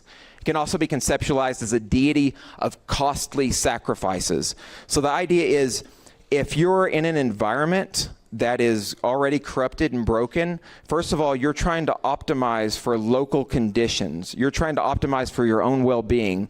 If you're a guy that's in power, you're trying to maximize your power at the expense of everything else. You're trying to take care of yourself and your loved ones. Now imagine you're a politician or a bureaucrat in the US. As you maximize your power and you try to protect yourself, you're looking at the other nation states around the world and you're wondering who can hurt you. And this is what ends up in what we refer to as an arms race, right? Or a race to the bottom. This is often described in the context of an armament race, or the rapid development of catastrophe weapons. So these guys will, okay, I need to build nukes as fast as possible. I need to build drone swarms as fast as possible because the other guy's going to do it first and he's going to preempt me, right? He's going to come over and he's going to destroy us. The problem is that a lot of these guys, some of them, not all of them, are dark triad personalities where they have psychopathic traits and they're evil at the core, but that's not the case with everyone. I think less than 2% of the population are actually psychopaths statistically. So most people who are in a Molochian dynamic, they understand that they're in this rat race. They realize that the constant production of weapons that can destroy our civilizations is a net negative for society. That is the non-zero sum game that we're involved in. It makes the world objectively worse off. And this is also what's referred to as a Hobbesian trap, by the way, where if you don't preempt the other guy, they're going to come and destroy you. And this is actually probably how we ended up in the situation with government to begin with, where some guys came and destroyed some people, stole their crops, and then they basically said, okay, we're going to enslave you so we don't destroy you, but then someone else might come and do it, so now we're in the rat race, right? It's a tale as old as time. There's one more brief example I want to give to help illustrate a Molochian dynamic. there is a former gambler by the name of Liv Boeree, and she described this scenario that she calls the beauty wars. So when beauty influencers became really popular on Instagram, their goal is to get likes and followers. And they want to maximize their likes and followers, so they would try to pretty themselves up as much as possible, makeup, etc., to look as good as they can. But then imagine filters come into the mix. So now they're applying filters, and once they apply some filters, they get a few upvotes and likes, and then another influencer does it. But now what happens? They turn into an ersatz version of themselves. They turn into a facsimile. They become unhuman. They become dehumanized as a result of the filters. So you can see where this quickly goes down here. They're getting more and more and more and more likes, and next thing you know, they're not themselves anymore. So that's another example of a Moloch dynamic where it's a race to the bottom.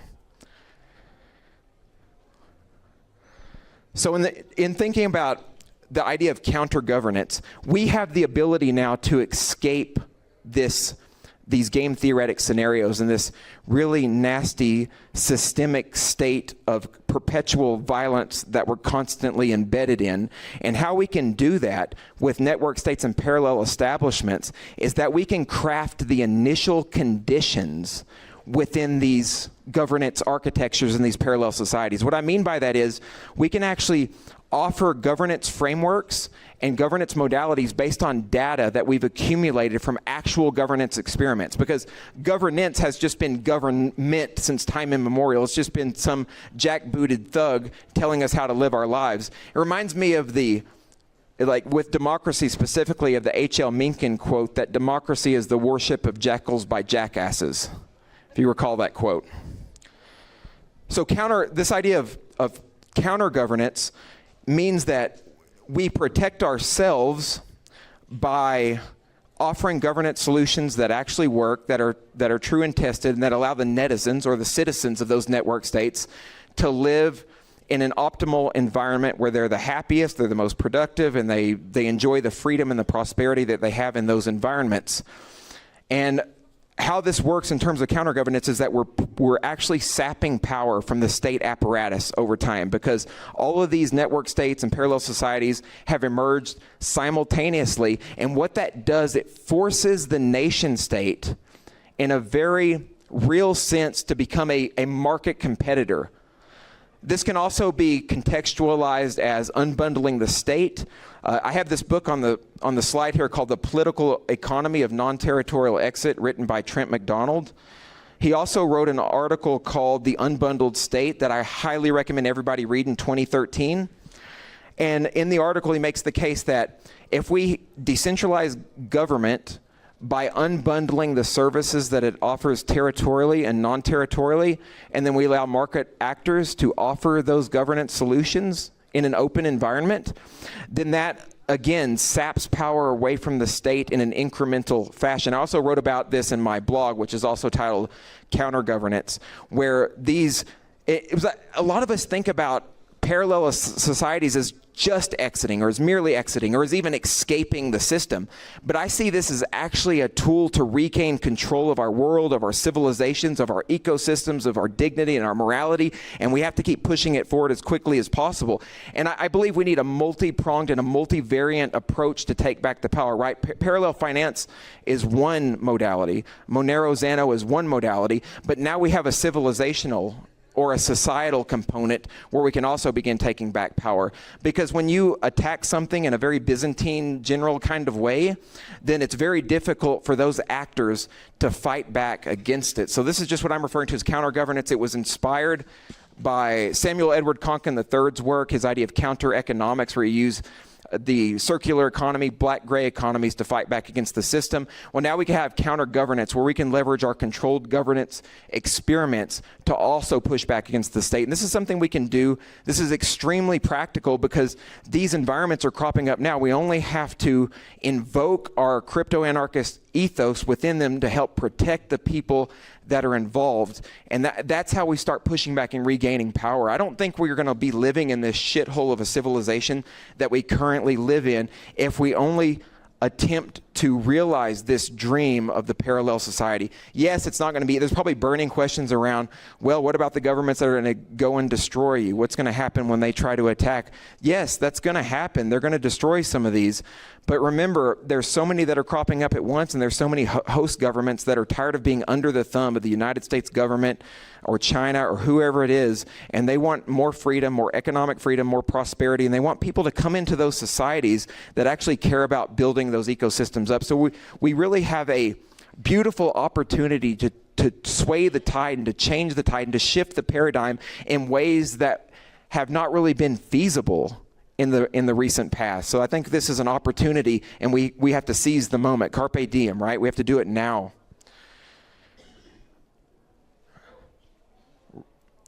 So in my estimation, this is kind of moving to the end of the talk.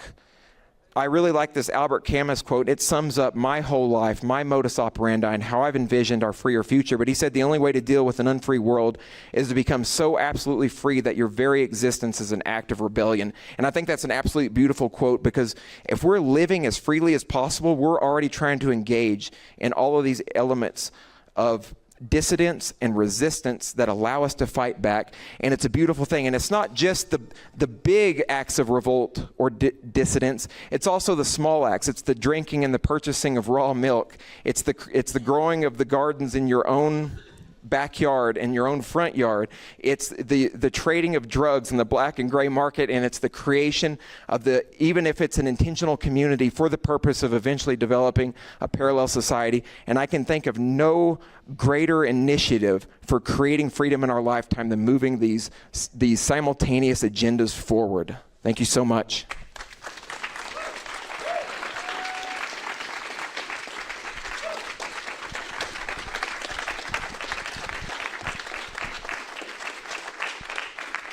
All right, we got to be out of here by 7, but we got time for some questions. Sweet. Guys, line up, come up if you want to have a question. Anyone? What thought have you given to this as far as scaling it goes? And we talked about this when we did an interview earlier, but I think it'd be good to share with the audience. Like, how do you go about doing this while maintaining the security of the participants? Because the state freaks out whenever people don't obey its authority. So how can this practically be done without everybody getting crushed? Yeah, so this is interesting. I mentioned that Balaji's idea is to eventually get diplomatic recognition, but to be fair, that could also be a strategy to protect yourself, right? Because if you grow large enough and you have diplomatic recognition, then you have autonomy, and then you can actually potentially pull the plug eventually if more and more network states are growing to the size where they can vie for full autonomy without diplomatic recognition, assuming that society changes. But I think it's also possible to leverage what we would refer to as a network archipelago, where you have a myriad of small network states and parallel societies that make it a lot more difficult for nation states to attack overnight. And this goes back to what I was saying earlier. There are so many of these cropping up that where there's host nations, et cetera, that make it very difficult for governments to go after. And furthermore, if we get to the point where we're developing crypto anarchic tech into the governance platforms, there's some case to be made, and this was Timothy May's idea, that we don't necessarily even need to beam our communities down to the physical location. We can do some governance and community work strictly in the cloud. So yeah, that's there's a lot of different answers to that and ways to approach it. But I think we have a perfect storm for figuring out ways to not be attacked by the state apparatus as we move forward. You know, happy to chat about that more too, John. It's a good one.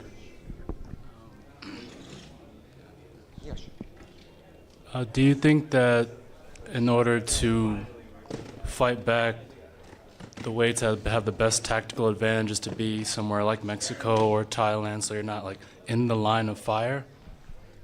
1,000,000%, right? If you're going to beam your community down to the land, moving outside of jurisdictions that are extremely hostile, especially to dissidents and crypto people, is ultimately important, because I think those jurisdictions also really like us to come and to build our technology there for their people, so it makes it less threatening. It's funny you mention this, because there are some parallel societies that are being established in the United States right now. Just one example of this is a cul-de-sac in Arizona is one community that's like kind of a parallel city, pop-up city.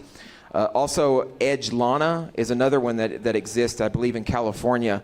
And those guys are also thinking about having a parallel society within the context of the nation state. But again, this goes back, most of those guys want to just play within the context of that system. So it's very difficult to do the work that we want to do in those jurisdictions. So I'm of the mindset that we have to go as far away from those places as possible. I'm sure I'm already on like FBI lists and everything else, so it doesn't matter. I'm good.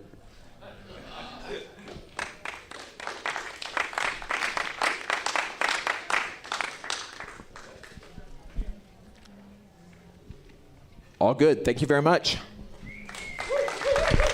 All right, man. Tremendous thank you. That was amazing. Fantastic. All right, guys. Thank you so much. A few announcements. Anybody that's looking to purchase Monero for pesos, there's some vendors that are actually looking to now sell some Monero for pesos. So if there's people that want to obtain Monero, now is the time. Now is the time. We pick up again tomorrow at 8:30. This was awesome. Today will be even just as good, if not better. It keeps getting better and better. Tomorrow we're going to have a much larger marketplace. So we're going to need help with onboarding the new vendors. All of these vendors have been onboarded. Tomorrow we're going to get a bunch more. So be ready to spend your Monero. Be ready to be patient with the vendors and onboard them. All right, guys. Have a good one. See you at the Tyson fight.